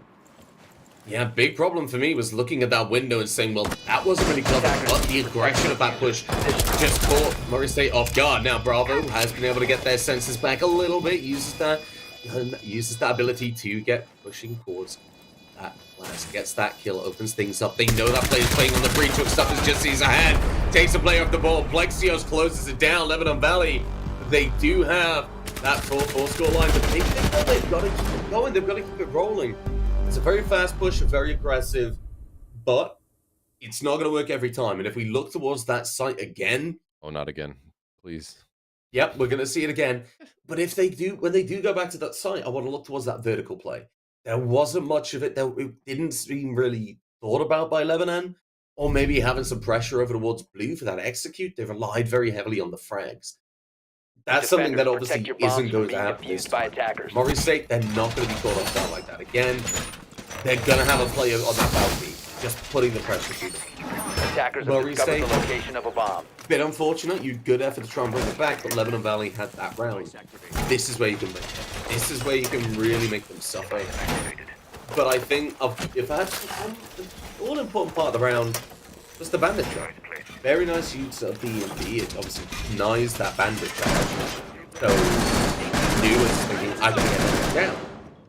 But you also 10 missed the seconds part to where it insertion. gets rid of the ADSs as well. That's why they've adapted it and pushed those ADSs 5 seconds back, left before insertion. so they can actually patch. And they Attackers' can do that. objective is to They can defuse use the that bomb. EMP, but those ADSs aren't going to get disabled, and that is just a little micro adjustment that I'm happy to see them do. Another adjustment is while the bandit is bandit tricking, you can have the Jaeger almost, we'll say Jaeger trick, where he doesn't actually put it down until the EMP is thrown, and then he puts down an ADS real fast and tries to time it with the bandit. Like, it's hard, but you know, you have a little bit, it's more likely to work because the EMP can still potentially reach at least that first ADS, so you know, you gotta be careful about that. Now, it does look like they're going for a different execute here. They're gonna go for that backside, so boiler room right now, you see the ace going straight to that wall. And then the main wall looking towards car garage is also, you know, pretty viable. There's the mute jammer on it, but that usually can get cleared out. There's definitely the utility in the pocket of these attackers. You have the Yana, for example, with the nade. So they certainly are going to be able to do it. And then, of course, the EMP grenades are just going to make it so the walls are opened up. So Mr. Davis is going to get that opening kill on the DualShock. So yet another opening kill on this basement defense is not going to go in favor of Murray State. Yeah, well, In this situation, though, they do have to make sure that they don't let things get away from them. Now, Lebanon Valley taking that different approach, have that wall open, and they do have the crossfire, but it is still very much of a choke point. Now, Azami is going to be able to bring back a little bit of this cover. It makes life a little bit easier for the defenders, as they can just hold up a little bit more comfortably. They know the drones are down. Bravo rotating front is aware that smokes were a very big part of that last push, and it might just be again. But at the moment, it's going to be Stuffin's able to find the kill. Takes out Plexios and thought, well, you TK'd one of your top fraggers. We're going to do the same. With a little bit of sportsmanship coming through as Stuffins looks to get a double kill in this round. Take out the player of and able to land those shots. Gordon will peek it again, but the center's going to be closing down Noodles. Blue peek from Nicky Jams gets the kill onto the Senate, so the refrag is there. Only a minute remaining. It's the 3v3. Emporium had, you saw, kind of scuffed the usage of the utility. I don't think he has anything left in the tank for the Zofia, so it's all just gun in hand here for these attackers to have some claymores in pocket they could put down for those flanks. But that is all they have. 3-4 going to come out, but it's not going to ring true, so it is just the 3v3. The only thing left for Gadgetry is really in just the impacts on the Azami. She doesn't even have any more of her barricades to throw up, so it's really going to come down to the gunfights here the last 30 seconds of the round. McStuffins just holding an angle, but they have to push in eventually here. They can't just sit here waiting. McStuffins does get the kill on the Bravo. It opens up the site, but DNA, an instant flashback at Mr. Davis. It's the 2v1 while the plant goes down, and instant coverage going to be there. Emporium, huge player so far. Does get the first, the second isn't swinging at the same time, so now a post-plant 1v2. Yeah, not aware of where DNA is playing, starting to narrow it down just a little bit, but with this 1v2 situation, now they can just play it safe. They can back up a little bit. You have Emporium take the gunfight. Yeah, if you feel confident, you're going to have to get that player around. But that's going to be McStuffins taken off the board. DNA goes to the swing. This is what the player is able to take it out, though, and keeps the Murray State in the lead. One round at a time. Beautiful play. Beautiful isolation of these attackers to take those gunfights one-on-one. No. He does the head shake. Well, I'll be honest, DNA made up for a mistake. Yeah. His teammate had pushed in blue. This is, again, one of those things we talked about where they could improve. Swing together. The timing has to be right. They did not swing at the same time. His teammate died in blue. So now he's in a 1v2. It's a way harder situation than if he had swung at the same time. He could maybe get the planter or even both those kills lined up at the same time while his teammate's getting shot at. Defenders, so, protect your bombs from being that could have been different, but he still makes it work, right? That's what matters. At the end of the day, yeah, there might have been a small error there, but he's still able to come through in the clutch, and that's what's going to give them the advantage now. 5-4, going to go back upstairs, so we do see that finally the basement, the curse has been figured out. They're able to win it out. It was close, but they do not fall like we had seen Lebanon Valley.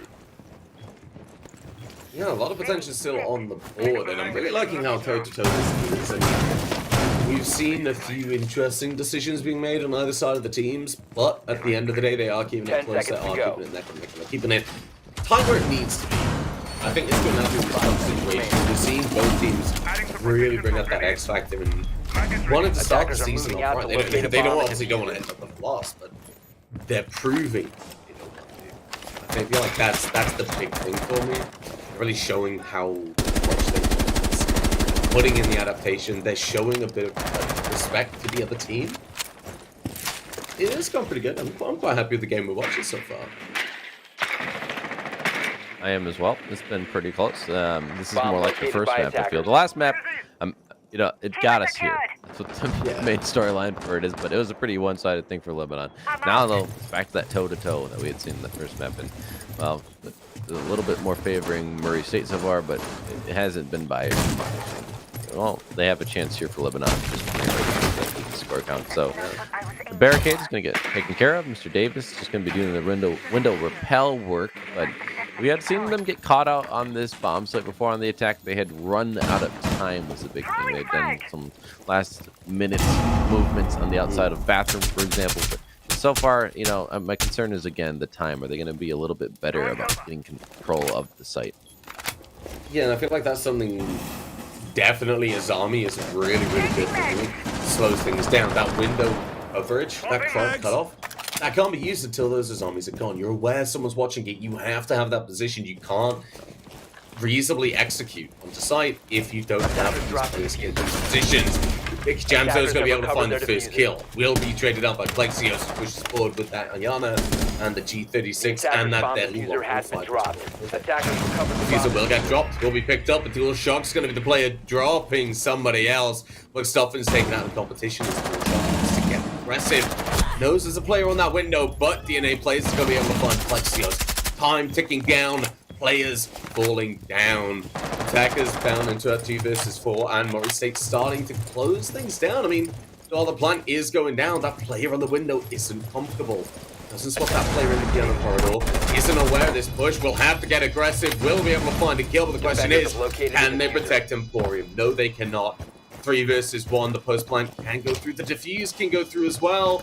You're going to have to try and deny. You hear it through the floor, but can you land the shot? No, you cannot. It's just not going to land, and that's going to be match point and series point for Murray State. Brutal, horribly close, but it is what it is. It was a hard position to try and clutch out when the 2v4. You get the plant down, your teammate who got the plant is dead. You got the trade, at least you won. But yeah, it's a 1v3. You're not going to play on the window there. Like, you just don't have the angle for it. It's very deadly. They could allocate one player because there's plenty of time to jump out on you if they really needed to. So you have to go for the below floor bang. And sometimes it just doesn't pay off, right? You don't have the lines of sight. So you maybe try and use that shotgun backup and then just spray through the floor.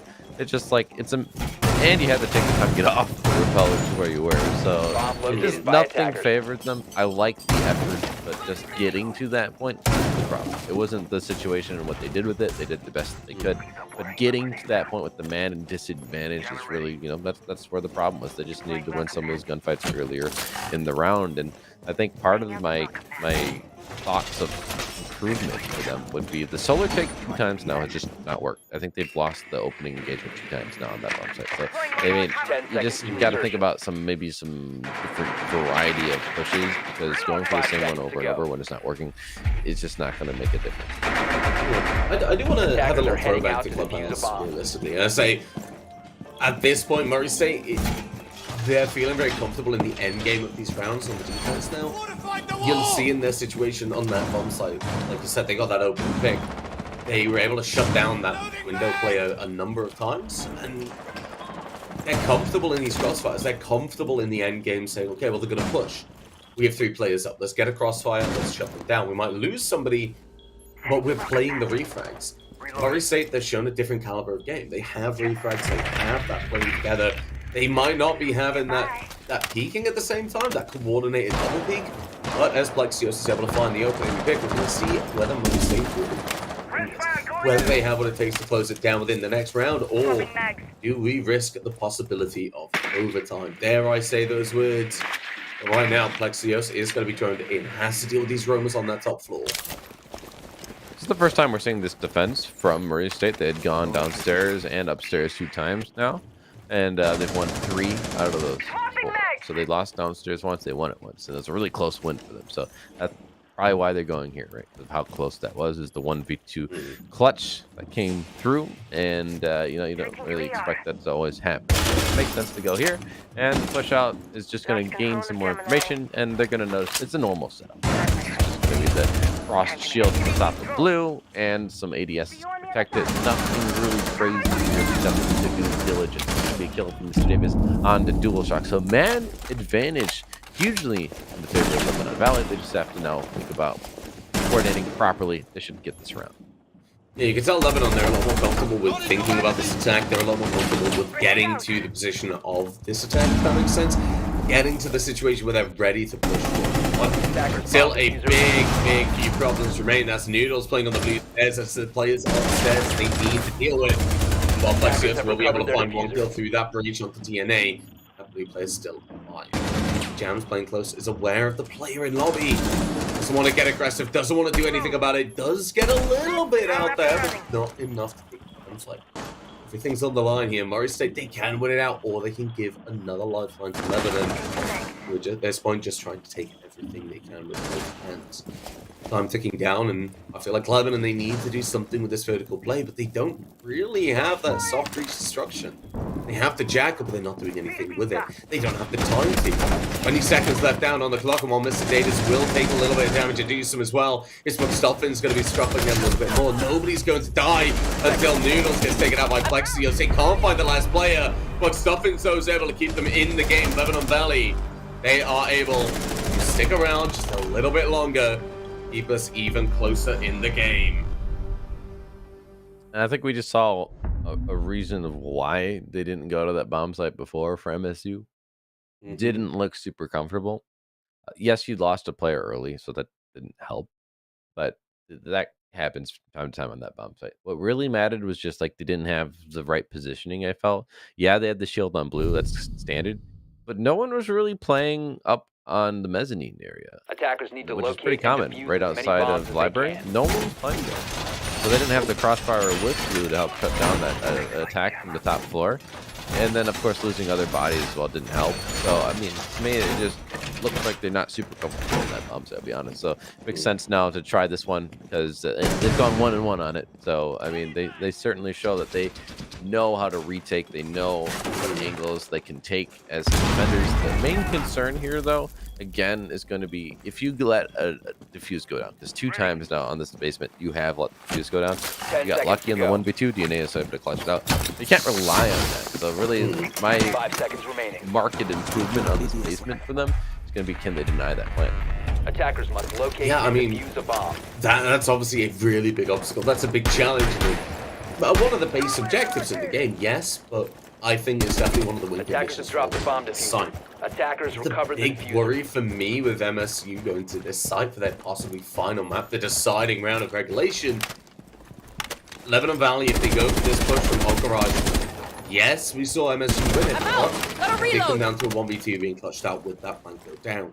The round before, they pushed that main breach. It was a fast, aggressive push. They got the climb down, they hold the press fire.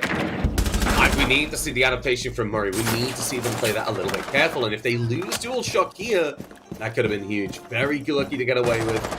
Very, very grateful that they can escape with their life there. Now, pressure towards the Alcourage has taken place. Thatcher being on the board is going to open things up. They can get these walls open first. But yet again, we are seeing Bomb has been located. Sami hatching a lot of holes for the problem, and Corey unable to find the kill off the Noodles. This makes life a little bit easier. Look at that angle all the way to connector. What a beautiful shot to be hit. Where are the player towards blue? What's the next step here for Lebanon? They'll take it a step at a time for sure. Whatever that step might be, they have plenty of time to do it, right? That's not even halfway through the round to get that opening pick. And by the way, I would make note, I believe that is the 3rd time now that they've gotten the opening pick. So while this defense has been struggling, a lot of it comes on the back of opening kills have been for the attackers almost every time. McStuffins already in the site, getting a plant down. The C4 is not going to be close enough, not nearly close enough. Attackers are So that activating wasn't the going to make a difference. A player falls to the Senate, a sticky jams, and it's a 3v5 post plant. This is why the base is so hard. This is not an easy site to retake. McStuffins shutting down DNA. Mr. Davis takes out dual shock. It's all up to Bravo, and it's a flawless round, and we're going to overtime. And the really big question for me is, why are we only seeing this from Lebanon right now? Very, very good execute on society. They obviously had that opening pick. But then you look at that plank going down. 5 players still on the board on the side of Lebanon Valley. The C4 goes to, doesn't find anything. The crossfire is there, though. They're able to cover that blue. They're able to cover connector. As soon as that happens, you could just see the ace ball back.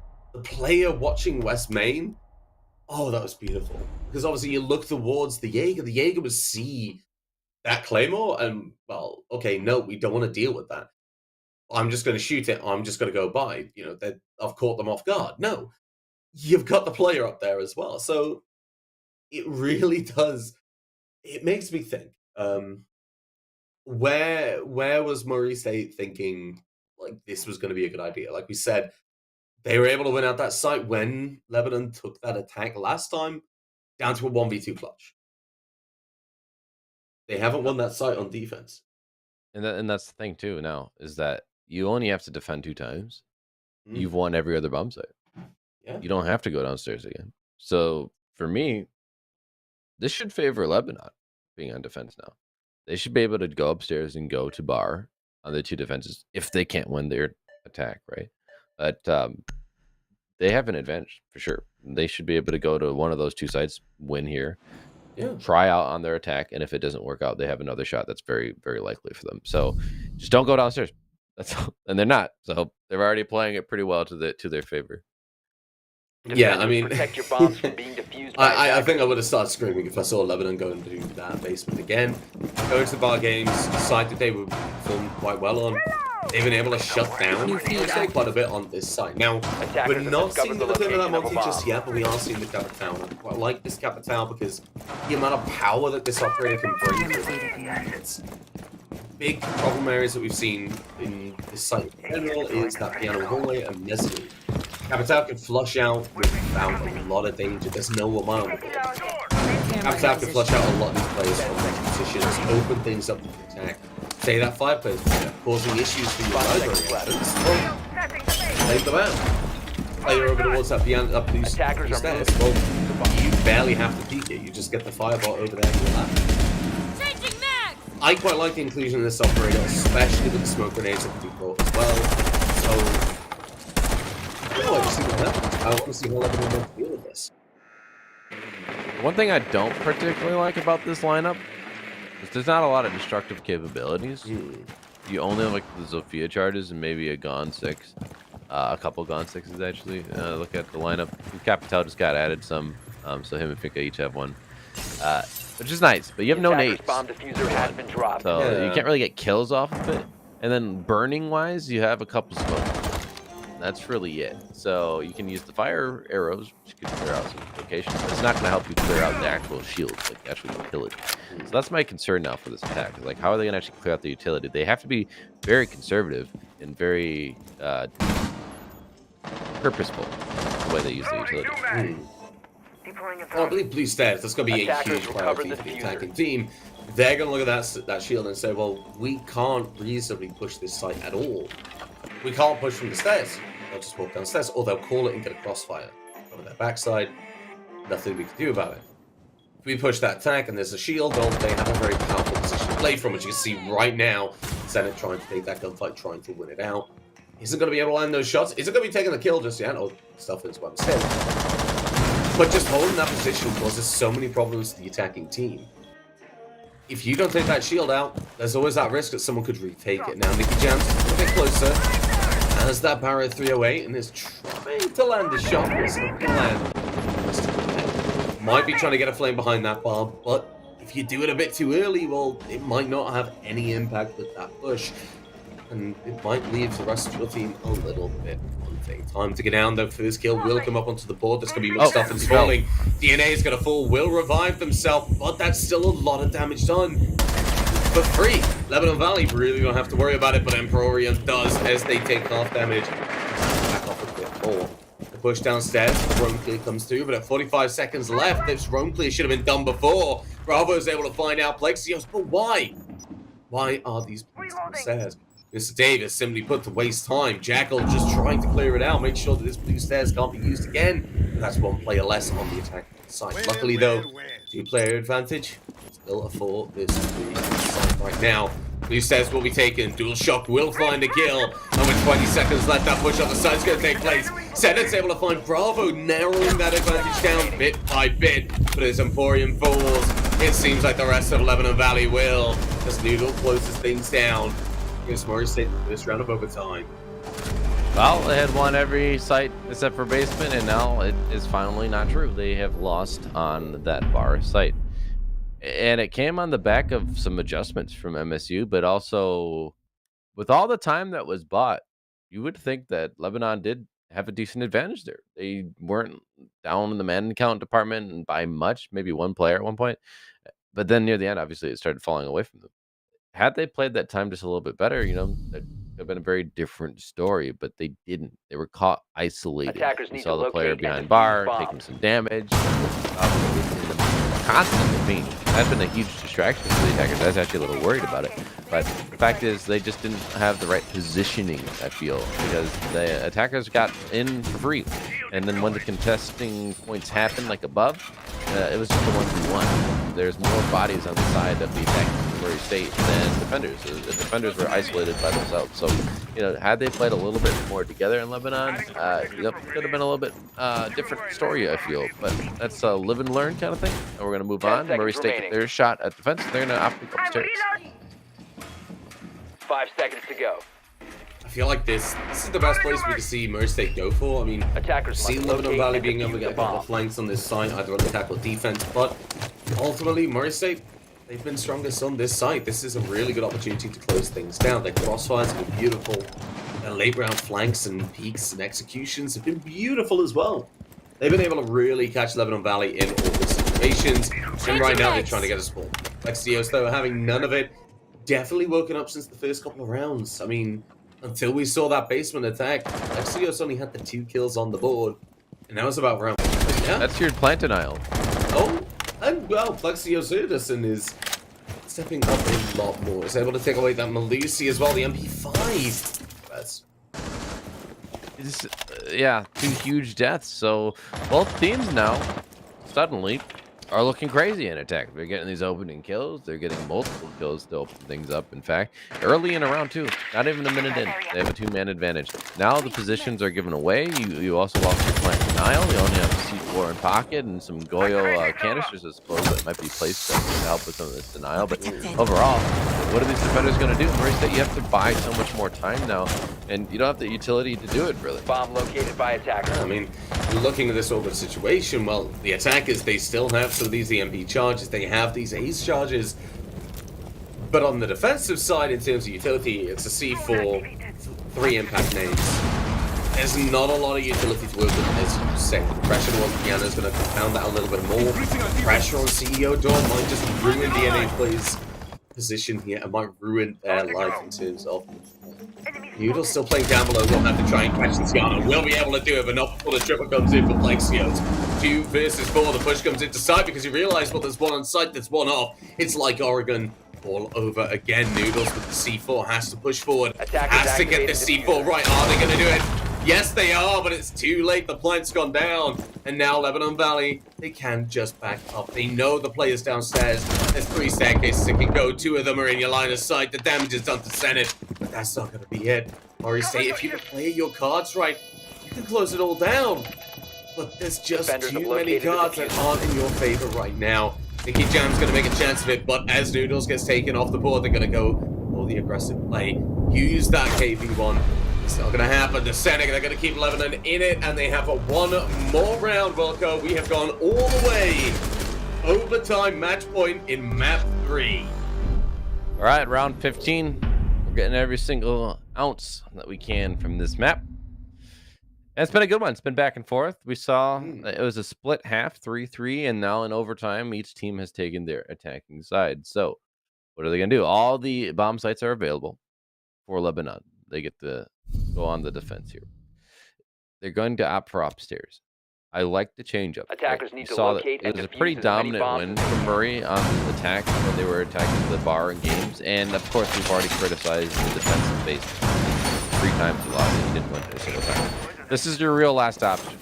Now, I do think that it's interesting neither of these teams have tried for Kitchen, because it's really not a bad site. You see teams from Pro League do it all the time. You know, it's not really that bad of a site. If you're having a struggle on a different bomb site, it's a very viable option.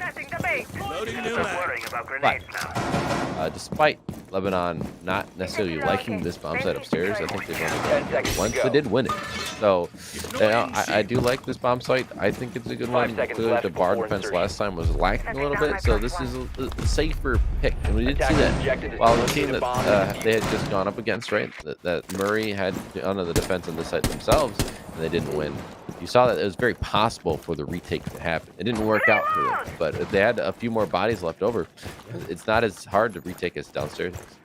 No, I feel like that C4 was absolutely huge, and I feel, yeah, Murray State, they're very, very capable, as are Lebanon, however. Thankfully, again, though, we're not seeing that bottom floor. I don't feel like it's been a really good site for either team. So, as long as we're not there, I'm happy at this point. This is where we really see the meat and the bones of most of the teams. Bomb located by attackers. Hearing a lot of usage of this from Taro, of this RCE, they are going to be useful as well. Utility clearing out piano, most importantly, I feel as well. The ADSs that are normally positioned over there. You might have a Wamai playing in that position. It plays out so much utility. The same over towards that mezzanine side. You have that alibi. You have Plexios looking to add a couple of etches onto their kill count. And while we do see that first gunfight going through between DualShock and Davis, nobody's going to fall just yet. Bravo. Looking for piano, looking to establish a crossfire. This is where they've really struggled in some of their earlier rounds. A big thing that we haven't talked about too much, but this was huge in the last map, especially for Lebanon, because they had dominated so much, is those opening kills have been hugely impactful. They've been indicative of round wins more often than not, for sure. Yeah. Not every round, but many rounds. When you get the opening kill, you get the win. So that's going to be imperative here in the last round. Who can get this opening kill, give themselves that man advantage? But the other thing now that's going to be starting to weigh on Murray State is the time. If they get that opening kill now, they still only have a little bit over a minute. That is the Jaeger dead as well. So not a lot of utility lost for the defense. If you're going to lose a body, that's the one that you're okay losing. Yeah, but a very tough situation nonetheless. NECC is still pushing in. Defenders, they have a good situation, but Plexios pulling back. Over on site, meaning 3 players to Murray State's 5. And while they do have these windows covered, they do have to be very, very careful about the potential and nades in general. Seeing a very different amount of that projectiles compared to what we saw last time. Now, Lebanon Valley holding these angles. They know DualShock's there. DualShock's got the attention of 2 defenders in one go. And while Nicky Jams does get taken out by Plexios, that's just evening things out. 35 seconds left to jump into piano as possible. The player down below, you take out Plexios, you can really start putting the pressure on the site, and that's exactly what's going to happen. Bravo's going to add on another frag, and things might just be falling apart for Lebanon Valley. It's the piano, they hear the push come through. Mr. Davis is waiting, does not find a kill. It's all down to Emporium as Bravo finds that pick. They know exactly where he is, and as Bravo gets the kill, DualShock will find that consolidation frag. But that's going to be it. Murray State Gold, they will take that first round of the season. They will take the first map. So far, Wes. First map, third map, first match. That's what's going to happen for Murray State Gold. Lebanon Valley, after moving up, it seems, I could be wrong again about how that had happened, but what I knew from last season, they were in a different division.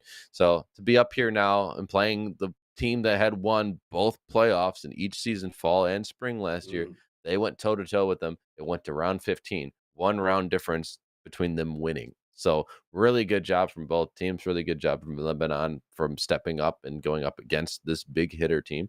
Really, made sure that they were going to remember them for later on. I think both teams will be looking back on this, especially when playoffs get closer. They're going to be looking at and seeing like, oh, we got some contests here. We got some competition to go up against. Oh, yeah. I mean, I feel like both teams definitely starting off on a good foot, a really strong setting for the start of the season. Definitely improvements to be made, but this is the place to be working out where these problems are. This is the time where you have the VOD review. Let's do it. Improve on these little things like that positioning in map 1 that we saw, or maybe that utility usage in map 3, or maybe a 7-1 that we saw in map 2. This is the time to be making those mistakes. Let's start to develop off of them. And honestly, you've got the makings of 2 great teams. Especially in this division, I feel like these 2 teams are going to be heavy hitters. I'm just very excited to see how they develop and how they improve throughout the season. Something we'll be watching, and I'm glad that you all have stuck around and watched this matchup. It has gotten a little late. We apologize for the delays, but hey, we got to see a really enticing one, right? Down to round 15 on map 3. I mean, it can't get much better than that as far as intensity goes. So good job to both these teams. We appreciate your viewership. But that is it for tonight. So we'll catch you next week with Rainbow Six, but there are other esports going on with NECC, so be sure to check that out throughout this week. Thank you very much. Have a good night.